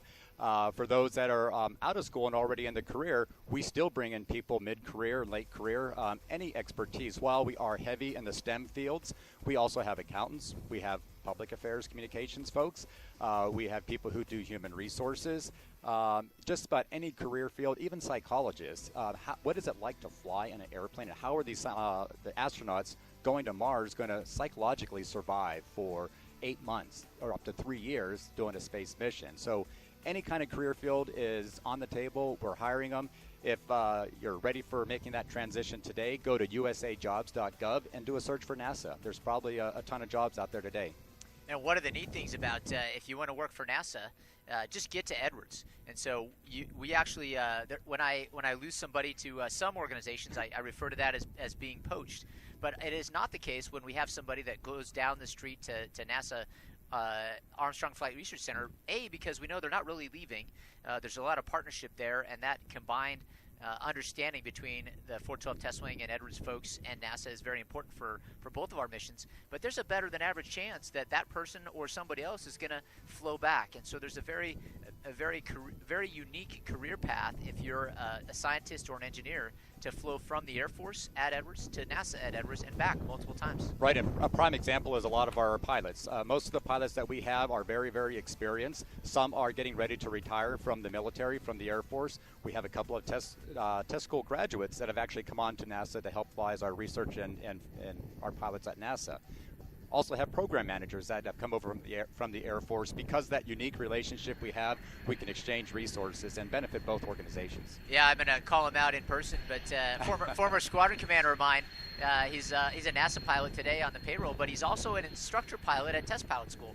So he's a retired Air Force colonel. He works officially for NASA. He flies NASA missions in the F-18, the T-38, and he teaches and instructs in the T-38 at Air Force Test Pilot School. So just a personal great example of the synergy at the by name level between NASA Armstrong Flight Research Center and the 412 Test Wing. Yes. So really just a testament to the synergy and that alliance that you talked about, probably not just between your two organizations, but all across the valley. Well, and if I can, that pretty much everybody watching us today has benefited from NASA technology and even Air Force technology. You can't walk across the street. You can't get in an airplane. You can't do anything today without having some NASA technology there. Huge economic benefits coming back from the research we do. It's just not about us and sharing our experience. It's about sharing it with the world and helping the world become a better place. Yeah, and let's talk about what NASA did to help the world become a better place. I know I talked about this yesterday, but I find one of the very, very inspirational NASA moments from history, and this was in the Apollo, the early space race program, as dramatized in the movie Hidden Figures, right? That was a NASA organization on the East Coast, but still NASA writ large, that realized we had hidden talent and hidden treasure in the brains of some folks that wouldn't have otherwise been employed by the United States. And so getting those ladies on board as calculators was a tremendous asset for NASA and the nation. And speaking of NASA, that was just our F-18, I think, doing a flyby of the tower here. So sorry to take your job for you, Matt, but I couldn't help doing that plug. So speaking of Hidden Figures, when NASA first came out to Muroc Field, at the time it was called, we brought 13 individuals from NASA Langley, where that movie was based. And among those individuals that came out were some of those human computers.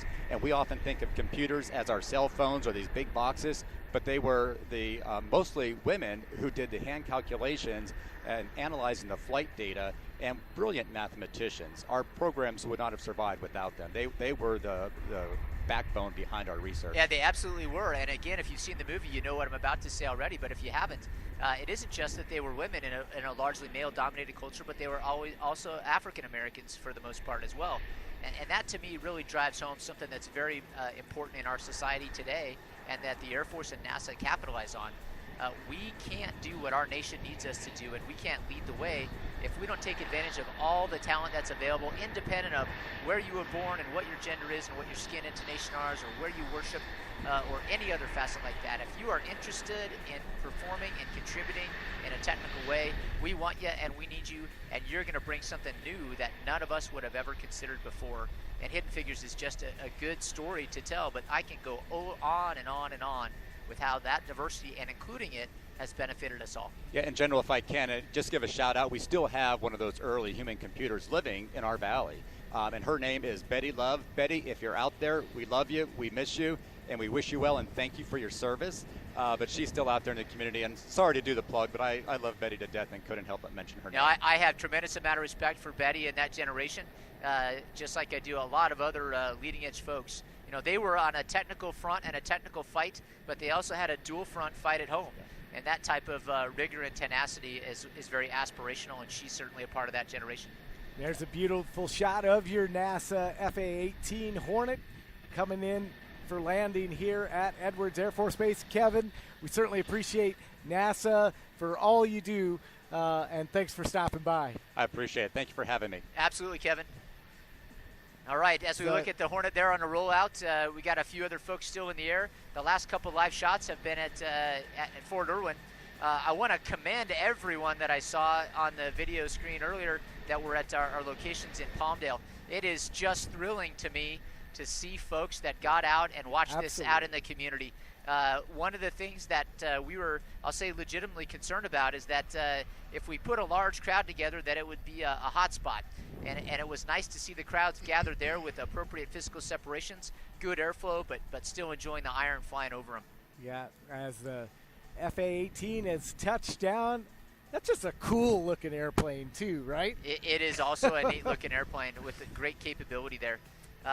There's a mantra there that a lot of people don't realize the story of the Hornet. The Hornet actually started life as the YF-17 in a fly-off competition with the YF-16. And the YF-17 Hornet lost that competition.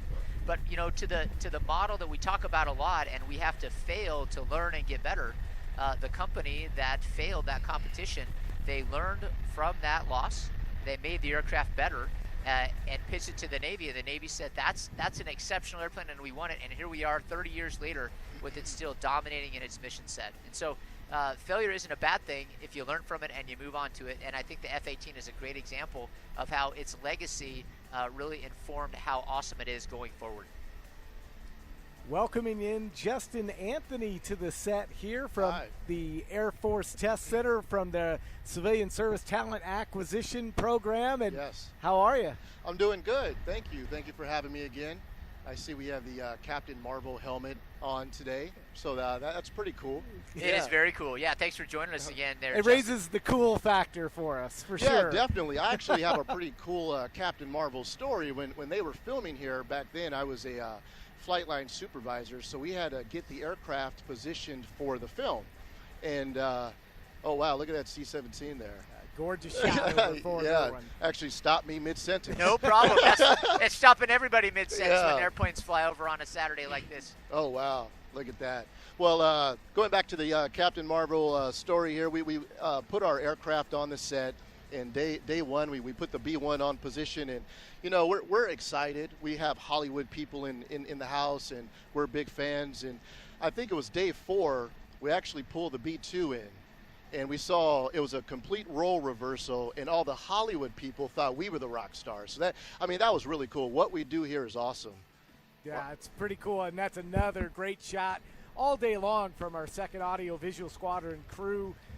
Yeah, that is just gorgeous. Yeah, for those of you watching that on screen right now, you can see that the ramp is open on that C-17. Incredible. And I tell you, as awesome as it is to be in an airplane up front in the cockpit and watch that, clipping in an appropriate safety gear, a harness, and a stress tether, and then sitting on the back of the ramp of the C-17 with your feet hanging off is a really, really neat way to get a tour. Oh, I bet. Around this, and it's been a great experience of mine a couple times that I've had the privilege to have. flying on C-17s out of Edwards. That's awesome. I hope to be able to have that same story one day. That'd be great. I might know somebody there. Justin. Okay. He seems to know a guy. Yeah. So I'm on the right set. Yeah, absolutely, absolutely. So we're here because, we're seeing all this great iron, and it's so inspiring, and it'll basically stop you mid-sentence, Yes. and you just mouth drops, Oh, just definitely. everything. But there's a lot of folks behind the scenes and across different fronts, not just pilots, that actually make that happen. Yes. And it's not just airmen in uniform, it's actually a civilian sector that plays a major role here in the Valley. That is true. Here at Edwards, we have a large population of civilian airmen that are part of our team.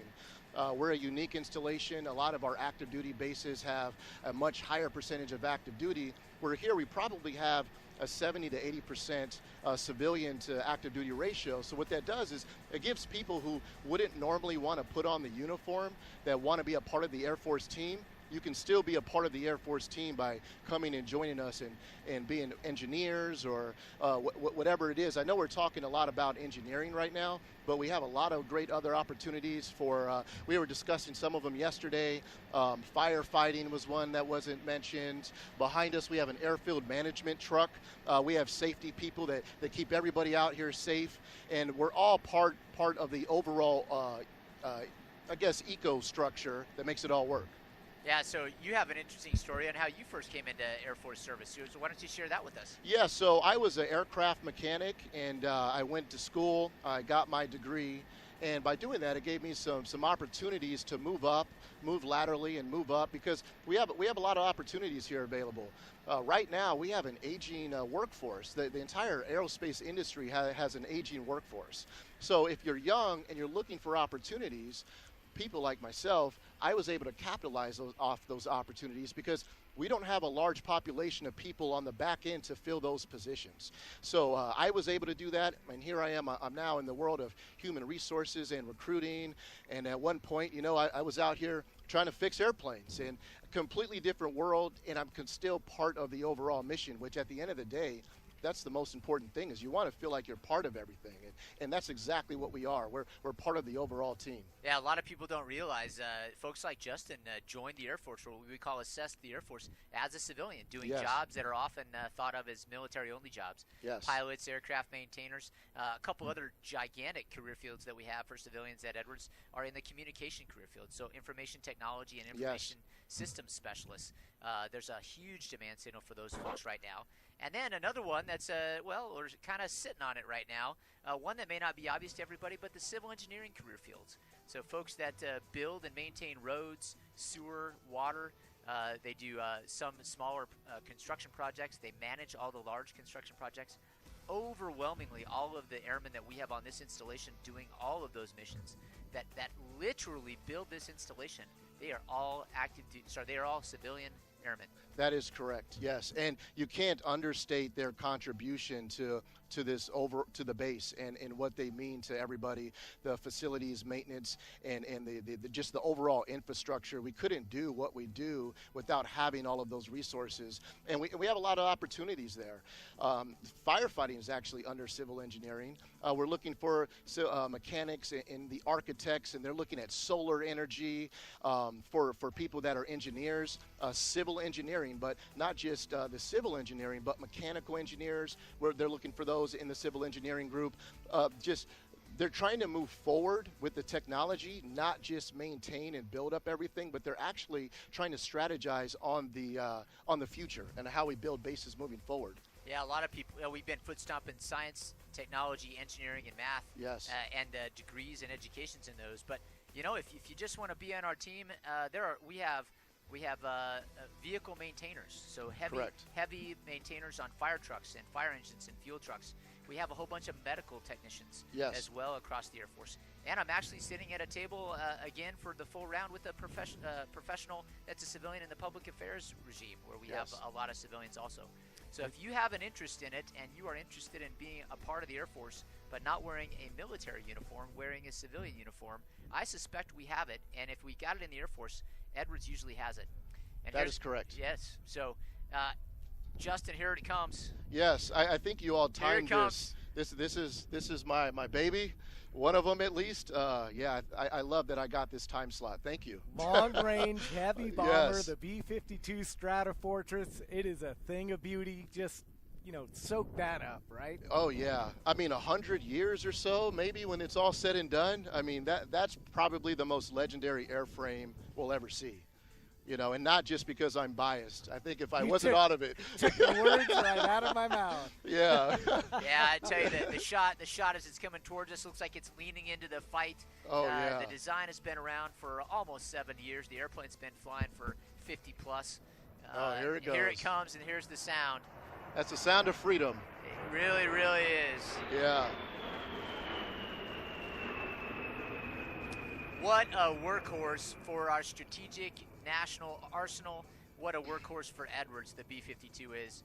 It's a large component of the triad that keeps us safe and a deterrence from those that would do us harm. But at Edwards, it also has a really, really unique role in its ability to carry very large objects, very heavy objects on the wing and in the bomb bays that are test articles. And so that's a neat capability that the B-52 brings to our nation on the ramp here at Edwards. So Justin, if someone's interested in a career or reaching out to look into opportunities as we get ready to wrap up here, where can they go? Well, you want to go to afciviliancareers.com. That is A as in Alpha, F as in Frank, civiliancareers.com. And there you can find out about our current job openings, our LinkedIn site as well, the Air Force Test Center LinkedIn page. You'll see opportunities for Edwards and our other test center locations. And on the AF Civilian Careers site, you'll also find information on our internship programs, which are really big right now with our engineering field for both graduate and undergraduate internship, paid internship programs, by the way. So all that information is on there. Check it out. It's a lot of good stuff, a lot of good videos too. They won't exceed what we're doing today, but they're still pretty cool. Yeah, they are really cool. And I tell you another thing, given the environment that we are literally broadcasting in and from, the United States government, specifically the United States Air Force and Edwards Air Force Base, we are still hiring. Yes. We have significant vacancies current, and we have vacancies growing for people that are deciding to retire or move on to other things. So this is not a in the future come look us up. It's available today, right now, in almost every career field we've talked about. Internet's open 24/7. Yes. Go check it out, Absolutely is. airforcecareers.com. We'd love to have you join the team. Yes, Justin, thank you. We would love it. Thanks so much, Justin. Thank you. Appreciate it. Good Thanks to for see you having again, me. Justin. Yes, thank Thanks. you. The love of aviation, right? Yeah, so Justin isn't very biased. No, it's not. And I tell you, a lot of one of the neat things that Justin sees it not just as a maintainer, but he also sees it from his current job. That when you're a civilian in this organization, we use the phrase, and you've used it in this broadcast, Big A Airmen. We talk about airmen that are officers and airmen that are enlisted, airmen that wear a uniform. But airmen that are civilians are no less airmen than those of us that get the privilege of wearing a uniform. And there's something that's common amongst all airmen, and that is a love and an appreciation for what we do for and how we connect to the mission. You can see it in Justin's discussion, his excitement, not just because he was a mechanic previously, but in what he can do to move the mission forward every day. And another thing that you'll see out of Justin is that all airmen, all Big A airmen, are very interested and willing to talk to you, the public, talk to you, our neighbors, our friends, our relatives, on what opportunities are available for you in the Department of Defense as a civilian. And that was Justin's lane. If you'd like to find out about that as an officer, we can connect that with you too. And if you have any interest in joining the Air Force or the services, but specifically the Air Force as an enlisted member, we may have a guest here soon. We do, and joining us, Tech Sergeant Stephen Whaling from the Air Force Recruiting Service. So glad you could take some time out and join us today. How are you, sir? I'm doing good. I appreciate you guys having me on. I'm the recruiter for most of the Antelope Valley, along with my office partner, Staff Sergeant Reeves. He's off camera, but we both came out here to kind of support the mission and tell you guys a little bit more about what we do and what we're looking for and kind of the things that we've gone through. So help me dispel a rumor real fast. So it may not have gotten out to the public that we kept basic military training full throttle through the early stages of the pandemic, and it's still full up today. confirm that for me and tell me what you've been doing that's been slightly different, but keeping the mission moving. Yes, sir. Yeah. So for us shipping people out to basic military training, obviously the mission still has to go. We have a pipeline of people who are going through recruiting, getting to basic training, getting to technical training, and onto their careers. When the coronavirus broke out, we had a little bit of a hiccup with our offices shutting down, but because of the innovations of the Air Force, we quickly established ways to keep the mission going. Even though my office was temporarily closed and it's open now, we still had other ways with Zoom meetings, with DoD Safe, which is a secure file exchange software that we have so source documents can come through. We were really recruiting virtually for a long time and still shipping people out. We even opened up a new basic training at Keesler Air Force Base just to spread the applicants out, so that way we can continue making the mission. Most of the people who went to Keesler Air Force Base were people whose technical training was located at that school, so that meant less movement around and less exposure, potential exposure. At BMT at Keesler was a great example of the opportunity to try basic military training as a contingency operation, not just for the COVID-19 situation that we found ourselves in now, but also in terms of just being able to make sure that our trainees could stay safe and reduce exposure to them through travel. So, from a recruiting perspective, if somebody is interested in joining the Air Force, what are some things that they should know right off the bat in ways that they could reach out to you, to include a new phone application that is really changing the game for you? Yeah, absolutely. We have the Aim High app. It's available iOS, Android. Most people will get on that application. It has a recruiter locator. It has questions. It has answers that you might have questions for. But if you don't want to use the application, our offices are open. We're at 44509 Valley Central Way, right here in the Aerospace Testing Center of the Universe. I heard you saying earlier, the Antelope Valley is really huge. There's a lot of places that are doing aerospace testing and engineering. But we cover all of that. Airforce.com is a good place to go to for good information, but you could always just give us a call. My area code 323-326-3804, and you can contact me anytime. I'd be happy to answer your calls. So obviously there's a lot of STEM across Air Force specialties, but what are some of the career fields in the Air Force if somebody wants to enlist? Maybe they're not necessarily ready to go be an officer or be a pilot, but what are some career fields that are heavy when it comes to STEM that the Air Force is in need of, and we could use your help right now? Well, we have a lot of career fields that are working with cyberspace. We got you can go into the Air Force. You can work with the networking. You can work with security. You can work, if you didn't want to work with computers specifically, you can go and work on aircraft. You can work as a aerospace propulsion. You can work on the avionic systems of aircraft. There's really, if you wanted to join the Air Force, you wanted to get into something that was going to push you ahead, then it's a good route to go. I could find a spot for really anybody who comes into my office. The cool thing about the Air Force is that you don't need any prior experience to join the Air Force and have a very fulfilling career. Recruiters will go to high schools, because high school students, you're graduating, or for a lot of the seniors this year, you might not have a plan for your future really set in stone. Some people will go to college, some people will go to a trade school. With the Air Force, we'll give you the ASVAB, which will kind of figure out what your strengths and weaknesses are, and from that point, we'll put you into a career field, provide all of the training that you would need, and then give you a first duty location and a career potentially to work yourself into something really great. A good example of that would be my primary AFSC is munitions systems, and I've been doing that for a long time before I became a recruiter. And now that my recruiting tour is coming to an end and I'm going back to my munitions systems career field, my goal is to take all of the experience that I've had working with munitions, testing them, fielding them, even putting like telemetry kits into the AGMs, and go and become a weapons engineer after I leave the Air Force. And it's provided me with a lot of opportunities, both while on active duty with the training that I've gotten, and also by going to school while I'm on active duty to pursue a systems engineering degree. And when I've just indefinitely re-enlisted last week, and I'm going to keep this thing to 20 plus years. And when I get out, I know I have good opportunities, good prospects to become the next Tony Stark.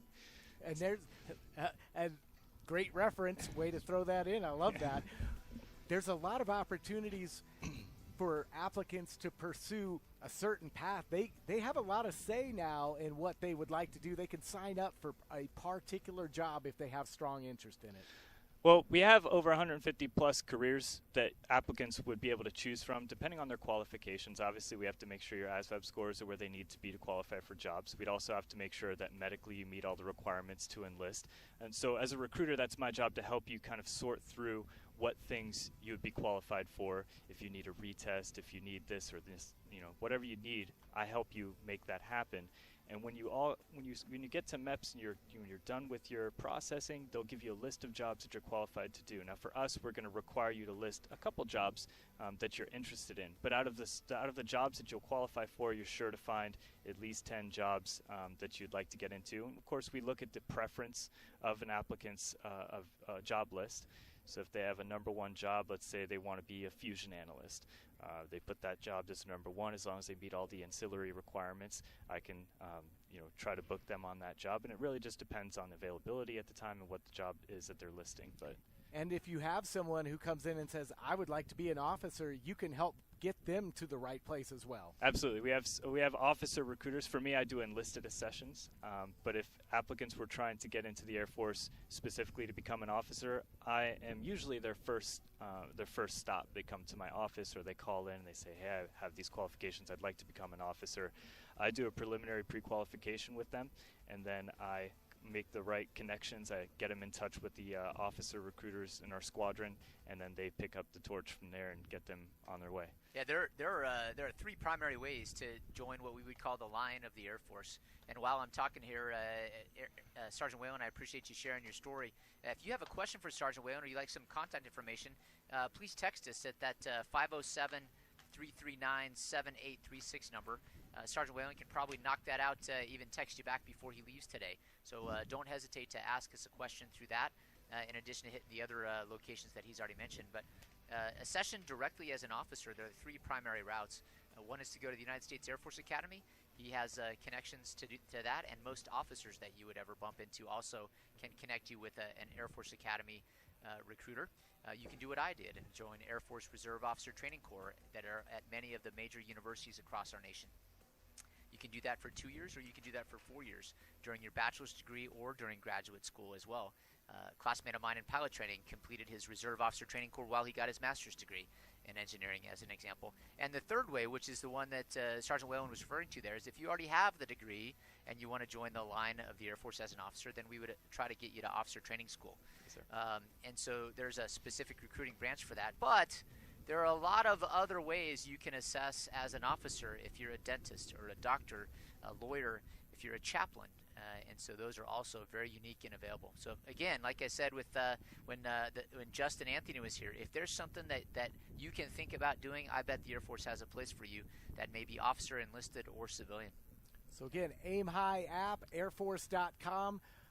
The Aim High app, simply incredible. Lots of resources, a one-stop shop for everything recruiting. It's all in one place, right in the palm of your hand. You can download it right now from the App Store. Good, and you should. So, Sergeant Whalen, we certainly appreciate your time, and thanks for stopping by, and thanks for what you do for our Air Force. Thank you. All right, so let me pile on one more thing there as we talk about recruiting. Many of you are aware that our nation had a rough summer from a race relations or disparity issues. The Department of Defense specifically is taking very aggressive action against that. The Department of the Air Force is actually in the lead on that effort. And one of the things that we are emphasizing across all lanes of recruiting and all lanes of advancement is we're taking continuing to take a good hard look at, are we representative of the nation that we serve? Do we have the right mix of gender? Do we have the right mix of educational backgrounds? Do we have the right mix of regional representation? And any other aspect of diversity is something that we continue to take a good look at. I've mentioned it before, but I'll foot stomp it again because I can't say it enough. If you have a monolithic or a group of people that all have the same background, the same experiences in life, they're going to sub-perform a group that has any aspect of diversity of experience or background. And that we want to be in an Air Force, and we want to have a nation that capitalizes and includes all of that diverse background of thought, experience, education, rank, and everything else. And the Air Force recruiters are very open and interested and aware of that. They try to recruit regionally in a way that's demographically representative of the fields and the regions that they serve, and that applies all the way up to including my level and above. A live shot there from Fort Irwin, the National Training Center. Just great images all day long. Dan Hawkins along with Brigadier General Matt Heiger, the commander of the 412th Test Wing, and now joined on set by the Vice Commander of the 412th Test Wing, Colonel Randall Laz Gordon. And, sir, good to see you again. Hey, Dan, how you doing? Good.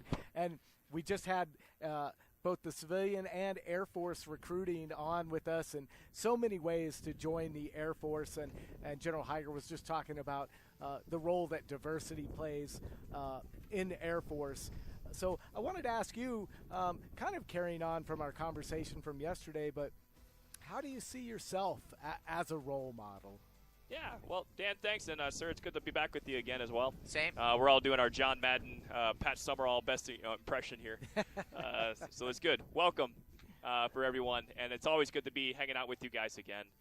So with respect to me as a role model, I've always kind of looked at it as that's the role that really a lot of officers, really anybody in the Air Force, not just officers, that we all have. It's an expectation. When people look at all different parts of society, they always look at the military as one of the few things that everyone universally tends to respect. And what we always say is that this is a calling, right? It's not a job. It's something that you are 24 hours a day, 7 days a week. For me specifically on the topic of diversity, what I've always looked at, we were talking a little bit about this yesterday, but for those that weren't on board then, as a young cadet at the Air Force Academy, I got a chance to meet not one, but two Tuskegee Airmen.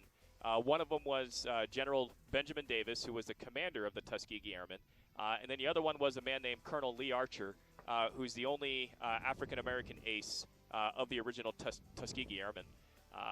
With Benjamin Davis, I still remember when he came around, he met us all on the Air Force Academy grounds. It was a spring day. It was very, very warm outside. There was a lot of us gathered. Obviously, someone of that stature is going to generate a lot of interest. And what really struck me is that he walked around to every single one of us, shook our hands very firmly, looked us in the eye, and said, thank you, right? I thought that was very gracious for a man that by that point was fairly well on in age, but still had the energy to come around and thank all of us. Later on, about 2 or 3 months after that, Colonel Archer came to visit the Air Force Academy, and in that scenario, I actually got a chance to fly with them in a glider. So that was kind of neat, right? I mean, how many folks can say that they actually have flight time with an original Tuskegee Airman? So it was a beautiful flight. We were transferring aircraft control back and forth, doing a couple turns and seeing what that was all about and having a good time with it. And then at the end of it, he kind of pulled me aside when no one else was around, and he was telling me thanks. And what I thought he was saying was thanks for the flight, stupid me. What he was really saying was thank you for existing where you are. And he described a story where when he came back from World War II, when the ship pulled into New York Harbor, he came down the gangway, and after everything that they had done, after all the combat they had served, after all of that, when he got back to the United States, when he got back to the bottom of the gangplank, there was a sign that said, whites this way, Negroes that way. And it really broke his heart. And so his main concern was that everything they had done, the nation wouldn't remember, wouldn't change a thing, and it would just keep going on that way. So when he was saying thank you, what he was really saying is thanks for existing, thanks for being here, thanks for existing in a force where, honestly, it's not that big of a deal because it was a huge deal back in those days because it validated everything that they did. So long way around it there, Dan, but when you're saying role model, the way I kind of interpret it as is men like Lee Archer and Ben Davis, they were role models for me, right, coming up, as well as folks like Neil Armstrong and John Glenn. I mean, I have a universe of people that I look up to all the way through. And so now in this role, I kind of look at my job as give back, right, pay it forward, and be a role model for other folks as well. And I certainly can't imagine what it must have been like to share a cockpit with a Tuskegee Airman. Had to be pretty incredible. Yeah, it's true. That would have been a truly amazing experience, and for that, I'm very jealous. I will tell you, one of the things that Laz just mentioned is that if you look at someone that's especially a senior officer or a senior enlisted leader, a chief, especially in the Air Force, and they don't look like you, I bet they know somebody that has your background and your experience. And so ask me if, hey, here's what I'm interested in. Do you have anybody that I could talk to? And I absolutely can connect you with someone that you can make a quick and immediate bond with that can talk to you about their role in their life in the Air Force. So we see the C-17 right there. Here it is, tower flyby coming up. And Matthew from Palmdale says, how big is the C-17? Well, you might have a fact sheet there, Dan. Laz, I don't remember the exact numbers, but I want to say they have, takeoff gross weights deep into the hundreds of thousands of pounds. I can give you the stats. Yeah, go ahead. Give us the number there, Dan. Maybe we'll let the sound of freedom roll by first. It's not too loud. 169 feet 10 inches is the wingspan, and the length is 174 feet. Cargo compartment 88 feet long, 18 feet wide. Wow, 12 feet 4 inches high. Wow, it's huge. Hundreds of thousands of pounds of iron when that thing lifts off at its max gross weight. It is very, very easy for me to say the C-17 carries more fuel than the heaviest F-16 I have ever flown, and maybe even the heaviest Eagle you've ever flown, that's right. Laz. I mean, it's just an amazing beast. Wow. One thing every fighter pilot appreciates about the C-17 is it doesn't have a yoke, right, in the same way that you see like in a traditional airliner. It's got a flight stick, and it has a heads-up display that's directly in front of it, so it maneuvers beautifully. You'll find a lot of us test pilots, we're all science fiction nerds, and so whenever I see a C-17 fly, for some oddball reason, it reminds me of the Millennium Falcon. Just a large airplane, but it maneuvers like a fighter. It's a very impressive airlifter, very impressive airplane. And thanks for all the questions streaming in on the social media as well as the text messaging. Reminder, you can text us a question. 507-339-7836 is the number as you see it on your screen there, along with the C-17. We got a ton of questions, so I figure we could do a little quick rapid fire. Bring it. We got people from Minnesota watching, Lake Los Angeles. What is the oldest plane you fly? Zoe is asking from Lake Los Angeles. I'll let Laz answer that question first. So the oldest plane we fly is an Air Force, or the oldest plane I've flown? How about both? Okay. Yeah. Well, so we just had a B-52 flyby. What I'm always amazed by that airplane, it was built in the 1950s, and I always look at all the other airplanes that were around when that airplane first took its first flight. Airplanes like F-100s or C-119s. I mean, all these different airplanes. The B-52 has survived all the way through that and continues to modernize and continues to upgrade, and it will be with us probably 50-plus more years from now. So that's the oldest plane I think at least we have here on the flight line, just in terms of what we fly around here. The oldest airplane I've flown is an old tail dragger airplane called a Aranca Champ, which was fun. Didn't have a normal electrical system, so you had to hand prop it to get through. Didn't have an intercom system, so it was a little battery-operated thing that you put in there. But I'll tell you what, man, getting a chance to fly airplanes like that, there's something to be said, especially when you're used to flying very modern, fly-by-wire airplanes like what we call, where everything is a digital display. But you still get that stick and rudder feel of an airplane. I love flying older airplanes. Boss, what's your answer? Yeah, so I don't know the actual oldest plane I've flown. If I just look at my military flying, it's probably either a T-6, so a World War II advanced trainer. Lots of learning happened in there, and most of the tails that exist were pre-1950. And I also have been privileged to have a couple of flights in P-51s, also a very old airplane. And much like Colonel Gordon just mentioned, it is absolutely amazing how exquisite the engineering was in an airplane like a B-52, because they didn't have the luxury of saying, oh, we'll let the computer guys clean that up for us. And the laminar flow wing on a P-51 is just amazing until it's not laminar flow anymore, and then it's an amazing departure too. But it's truly an impressive airplane, and those are probably a tie for the oldest ones that I've flown as a military aviator. And I'm going to save this B-52 question because we have for our next guest, but another great question. Natalie from Bakersfield, 10 years old. Natalie, what aircraft seems the easiest to fly? Natalie, first of all, thanks for joining us. I am inspired by you joining us and being interested and paying attention.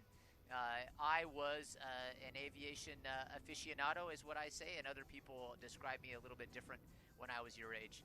I say that the easiest airplane to fly is probably the latest and greatest airplanes. And what we're trying to do as we advance anything in aviation, and certainly in space as well, but kind of like the cars that your parents are driving today, we want to make the advances such that it's easier to drive them as a car or fly them as an airplane, so that you can then be safer and you can employ them. So if you look at what the C-17 does with 2 pilots and 1 loadmaster, its previous generation, that was a crew of at least 4 in the cockpit and 5 or 6 folks in the back. And so the easiest to fly means you spend all that additional time and effort and attention and really training effort into getting better at employing the aircraft. I don't have any flight time in it, and I'll say yet, but F-35 is a relatively simple airplane to fly, but it flies a heck of a complex mission. It fights in packs, it hunts in packs, and that's hard work. So flying easy, the employment's still very rough. Laz, any other thoughts on that? Yeah, exactly right, boss. This will sound a little weird to folks, but for me, a Cessna 172 is much, much harder to fly than an F-22 Raptor, which is bizarre when people think about it. But in the F-22 Raptor, it is basically a flying supercomputer, in which if there's heavy winds, it'll automatically compensate for a lot of things there. It puts in flight controls to make things smooth, right? You don't have any of that in a Cessna 172. It's all cables and pulleys and rudders to get the airplane to go where you want it to go. But for all the reasons that the boss is describing, when we make very, very modern airplanes, we try to reduce what we call the pilot load, which means that if you have to spend less time actually flying the airplane, you can use more of that brain energy, if you will, to actually employ the airplane. So you'll find a lot of the modern airplanes are just exceedingly easy to fly just for that reason. And I think that speaks to that, again, that culture of innovation that we talk about runs in the DNA of all airmen. Yep. But I would say the aviation industry as a whole, you could apply that too. But, organizations like AFWorks and different ways that innovation is being really embedded into the culture of the Air Force, all of that plays into what you guys just talked about. Yeah, you bet. One of the things I've been grateful for in the Air Force is, so we were founded by people that were mavericks and just didn't accept the status quo. Men like Billy Mitchell, who just fully understood what airplanes could really do and ran right against the grain of the prevailing, culture at the time.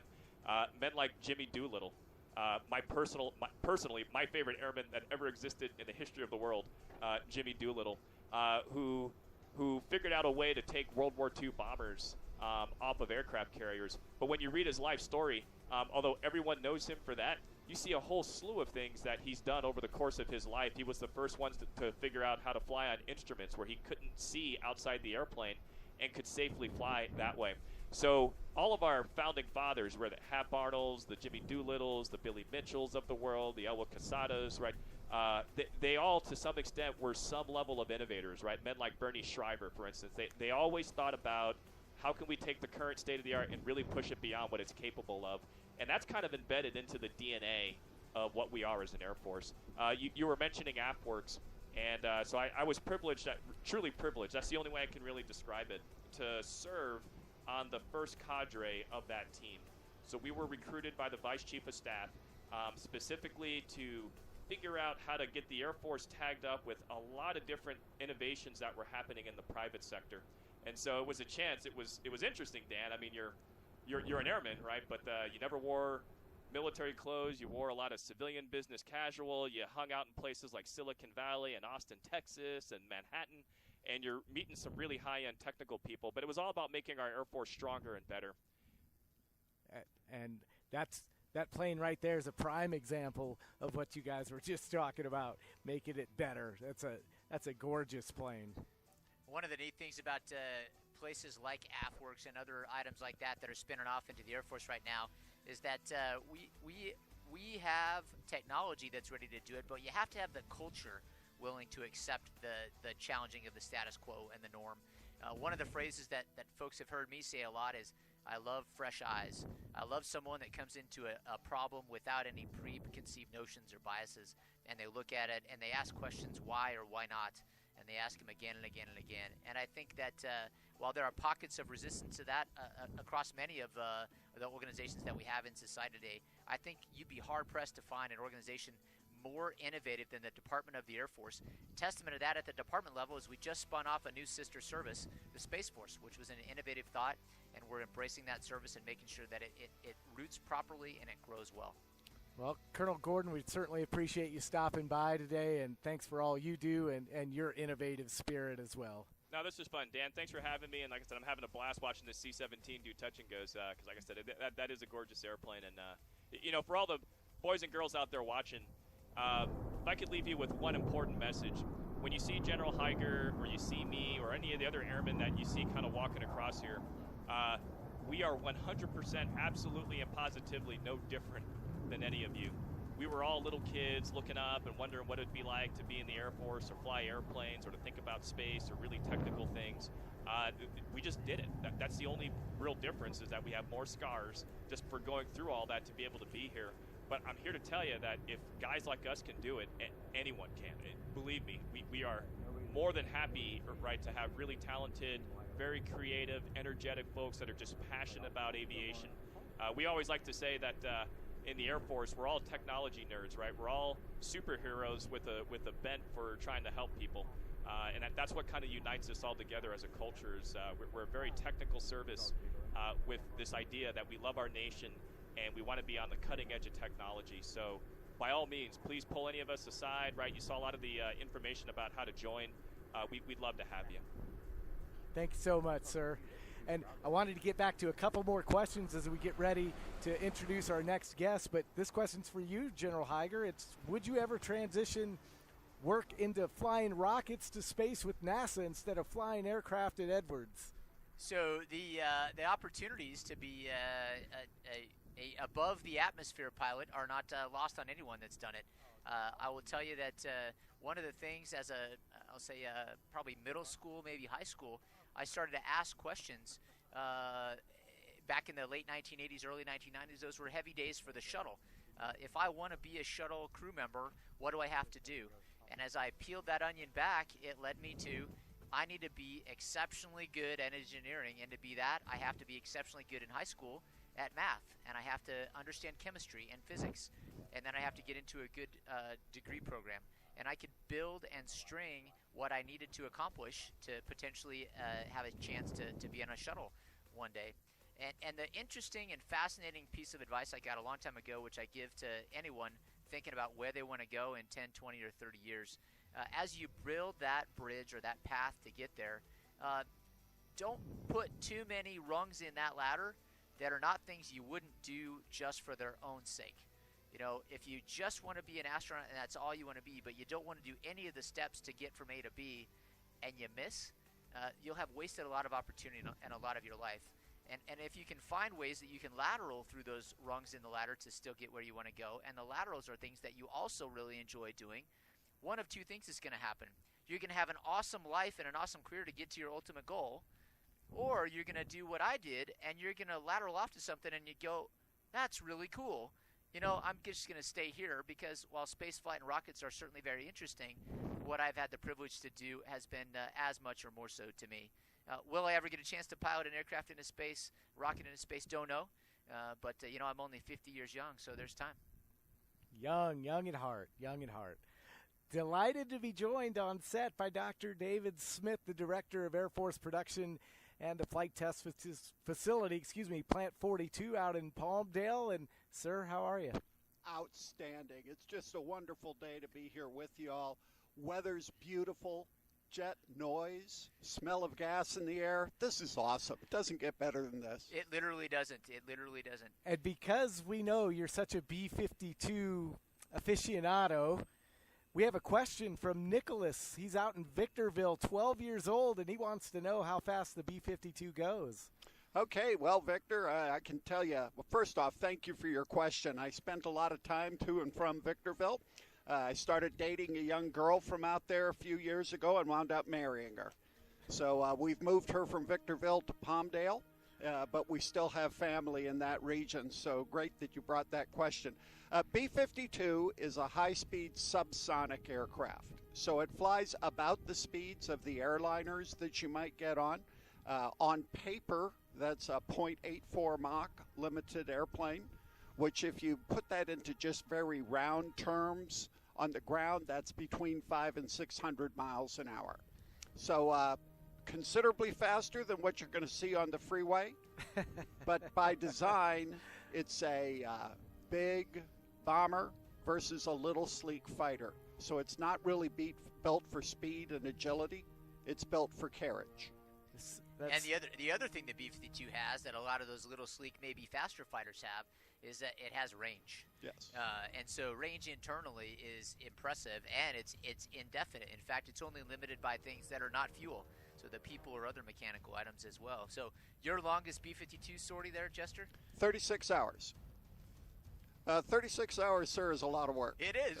It really is. We've only been on the air 2.5 hours, so I couldn't imagine if we had another 33 hours or so to go. Yeah, it really is, and that is not uncommon for crews back in those platforms. I'm good friends with a couple B-2 aircrew, and when they talked about taking off out of Whiteman and dropping bombs around the world, they departed from Whiteman, did a lot of ARs on the way. They did their mission, did a few ARs back, and landed the same place. Very, very long duration sorties.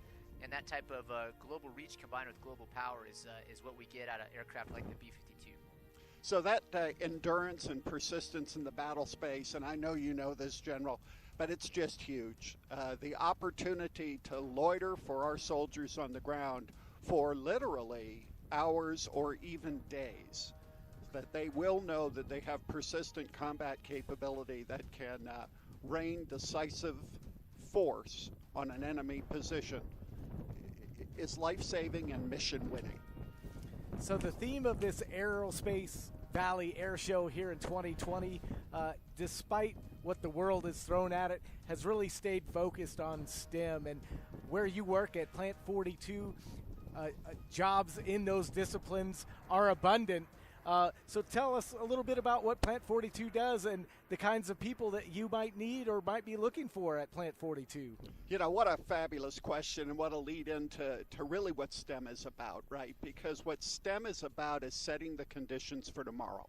Whether that's for yourself, because you want to improve yourself as a young man or woman that is looking for a trade or technical career, or whether you are industry or the United States Air Force looking for high-quality people. STEM sets those conditions of success for tomorrow. And I'd offer STEM applies to everybody, even those people that aren't interested in science, technology, engineering, or math. It applies because it's still really cool, and you ought to be exposed to it, even if that side of your brain takes you onto a different vector. So with all that said, what Plant 42 is delivers combat capability to the United States of America. That's what we do. And we do it by empowering contractors to build state-of-the-art jets and, frankly, to work and modernize things like my venerable B-52. The 3,000 hours I have in that airplane, I've seen it gone from steam, liquid gauges inside to a fourth-generation, highly automated weapon system. Still not quite technology-wise where that F-22 is that Laz Gordon was talking about, but an amazing leap forward. And Plant 42 is that kind of facility that does that. It has a legacy of remarkable aviation history, building the space shuttle there, building the B-2 there.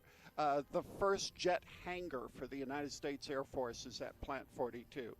But all these things simply don't matter if we don't have a high-quality workforce. And that high-quality workforce starts with STEM today.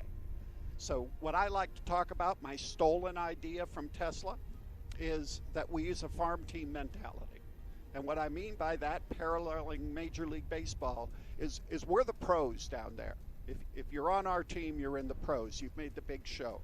But I can't exist in a vacuum. I have to have a feeder system. So my four-year universities are my AAA clubs. My AA clubs are my two-year junior colleges and community colleges. My single A teams are my high school trades and labor and introductory STEM programs. And you know, all those things though require something very unique. They require a little league. They require somebody who reaches out to a 5 or 6-year-old, puts a ball on a tee, and starts learning baseball. Same thing with STEM. Somebody needs to work with our youngest emerging brilliant talent and give them the opportunity to see how cool things like this can be. Yeah, the analogy from the baseball bat, the baseball, and the tee to what Dr. Smith just talked about is if you are in grade school, and if you're a parent of someone in grade school, we can't encourage you enough or tell you how excited we are to expose kids at that age to how cool is this math stuff. How cool is that neat little science experiment? Remind folks that the phone or the screen they're looking at, somebody just like them had all the ideas that went into that. And really showing them very early that you too can grow and develop and learn to be a part of this. And you don't know where it's going to take you, but starting earlier is open, keeps a lot of doors open, and frankly it opens a lot more doors too. And so for those that have been a part of us for now, the day 6 of the Hybrid Air Show, you'll note that Monday through Thursday we had hours and hours, 8 a.m. to approximately 4 p.m. Monday, Tuesday, Wednesday, Thursday, that were focused on exciting or interesting things that we hope could, I don't know, drop a little seed in someone's brain on, hey, I'd like to do that. What do I need to do to get there? Targeted at everyone from K through 12 and 12 plus grades. Yeah, and you have a lot of different specialties there, so it's not just one thing you're looking for. Oh, absolutely. We have trades and labor. We have brilliant engineering. We have men and women, as you do, General, right here at Edwards, that work 24 hours a day ensuring the security of the plant. I mean, just last night we unfortunately had a vehicle accident, and our security and our fire department responded, ensured a safe and effective recovery while maintaining the security and integrity of those major defense contractors, Northrop, Boeing, Lockheed, so they can continue production uninterrupted in a safe and secure environment, continuing to deliver this combat capability. So we have at Plant 42 everything from firefighters to the most brilliant engineering minds in the world, security forces to pilots. You name it, it's there in our roughly 10,000 person workforce scattered over about 5,600 acres. If you are interested in it, not getting an engineering degree because college isn't your thing, but you love technology and advanced manufacturing, Dr. Smith and I could name 3 employers right now that want you and want to train you and pull you into the fold. And we are happy to share with those mission partners. We asked Dr. Smith asked the trivia question yesterday, how many airplanes has the Air Force built? 0. 0. Right? 0. But it was built by great American. All the airplanes and all the iron that we've seen flying today have been built by great Americans from great companies, and 3 of those companies are great mission partners for Dr. Smith and myself at Air Force Plant 42. And we would love to connect you with a great opportunity there as well. We can make that happen.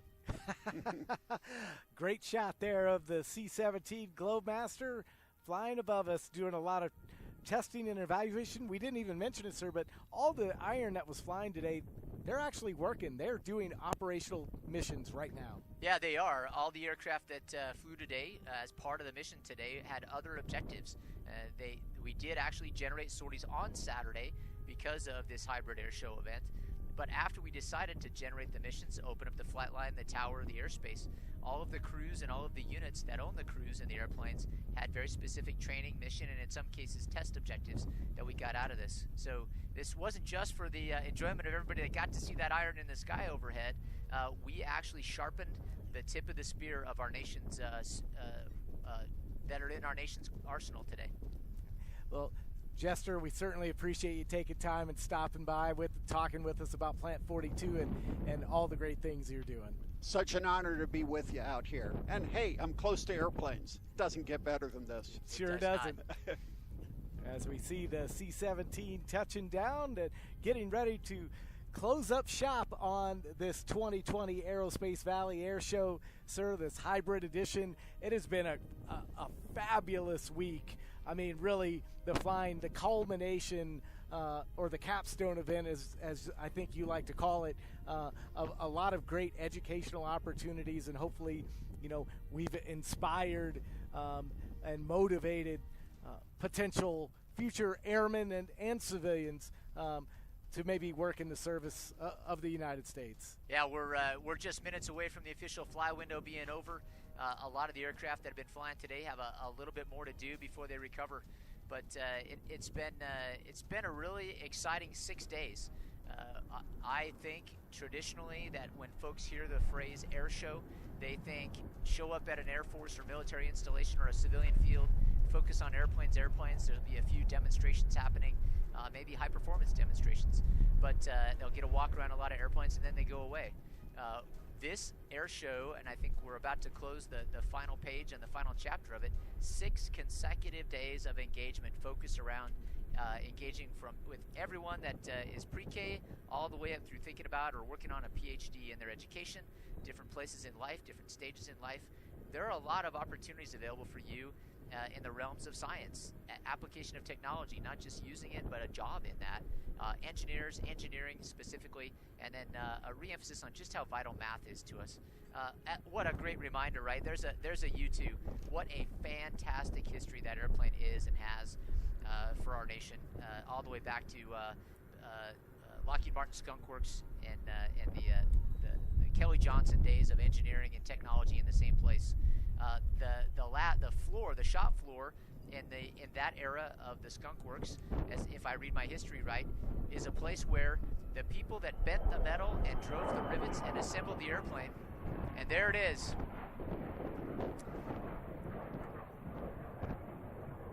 What an awesome machine. Oh, wow. That is one on my list to fly, and it has not yet happened yet, but we'll see if that happens or not. 41. Well, it'll be more than that, but yeah, maybe that'll be a higher number. The interesting thing about Kelly Johnson's philosophy and how it ties to science, technology, engineering, and math is that he put the people making the airplane, physically making the airplane, on the shop floor with the engineers that were designing the airplane, and showing that there's no gap between those two. And so if you are a technologist or a person doing it or repairing it, having a good understanding and connection with the folks that are designing it and potentially designing modifications to it is a really important bridge between the two. And there's a common language between those folks employing or using the technology and those doing the engineering for it, and that language is math. And all of that is enabled by a lot of hardcore scientists that ask questions and got good answers. So, interesting fact on that U-2, so that we originally started flying it with the optical bar camera. We still have U-2s at Beale flying with those optical bar cameras. We have airmen in large dark rooms as big as an 18-wheeler tractor bed that's actually developing all that film. It's still one of our best imagery sensors that we have, because we can pretty much do imagery of the entire state of California in one mission, and there's just nothing else. You can't do that with a satellite. You can't do that with a lot of our other technology, and so it's really cool to see that old technology, an old aircraft, still making a huge difference in the Air Force. Absolutely. Now, I'll clarify that that's an area the size of the state of California. Correct. We're not taking pictures of the state of California. I will say, I back that up and say that we have on occasion. So we did it when we had our earthquakes in Ridgecrest, and then we did it for National Guard support for a lot of the fires going on. Yes, and that partnership between what we have as a capability as an Air Force and what our civilian leadership asks of us, we can often provide. That's a good example. So we ask one final question here, and I think you might find it's just an appropriate question.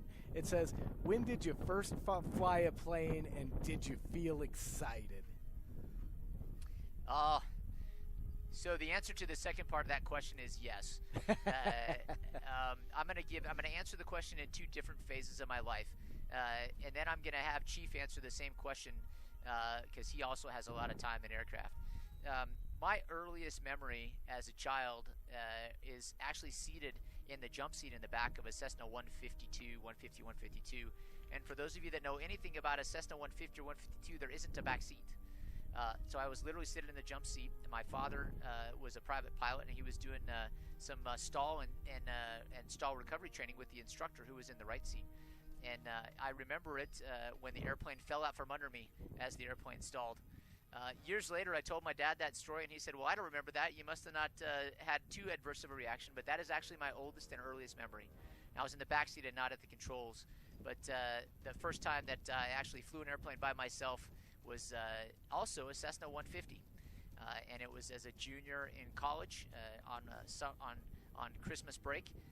The Air Force that fall semester had offered me what's known as a pilot slot to go to pilot training after commissioning.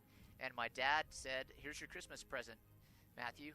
Before you commit to 10, 12 years in the Air Force as a pilot, you need to make sure that this is what you think you'd like. And so he gave me a few hours of flight training at a local flight organization.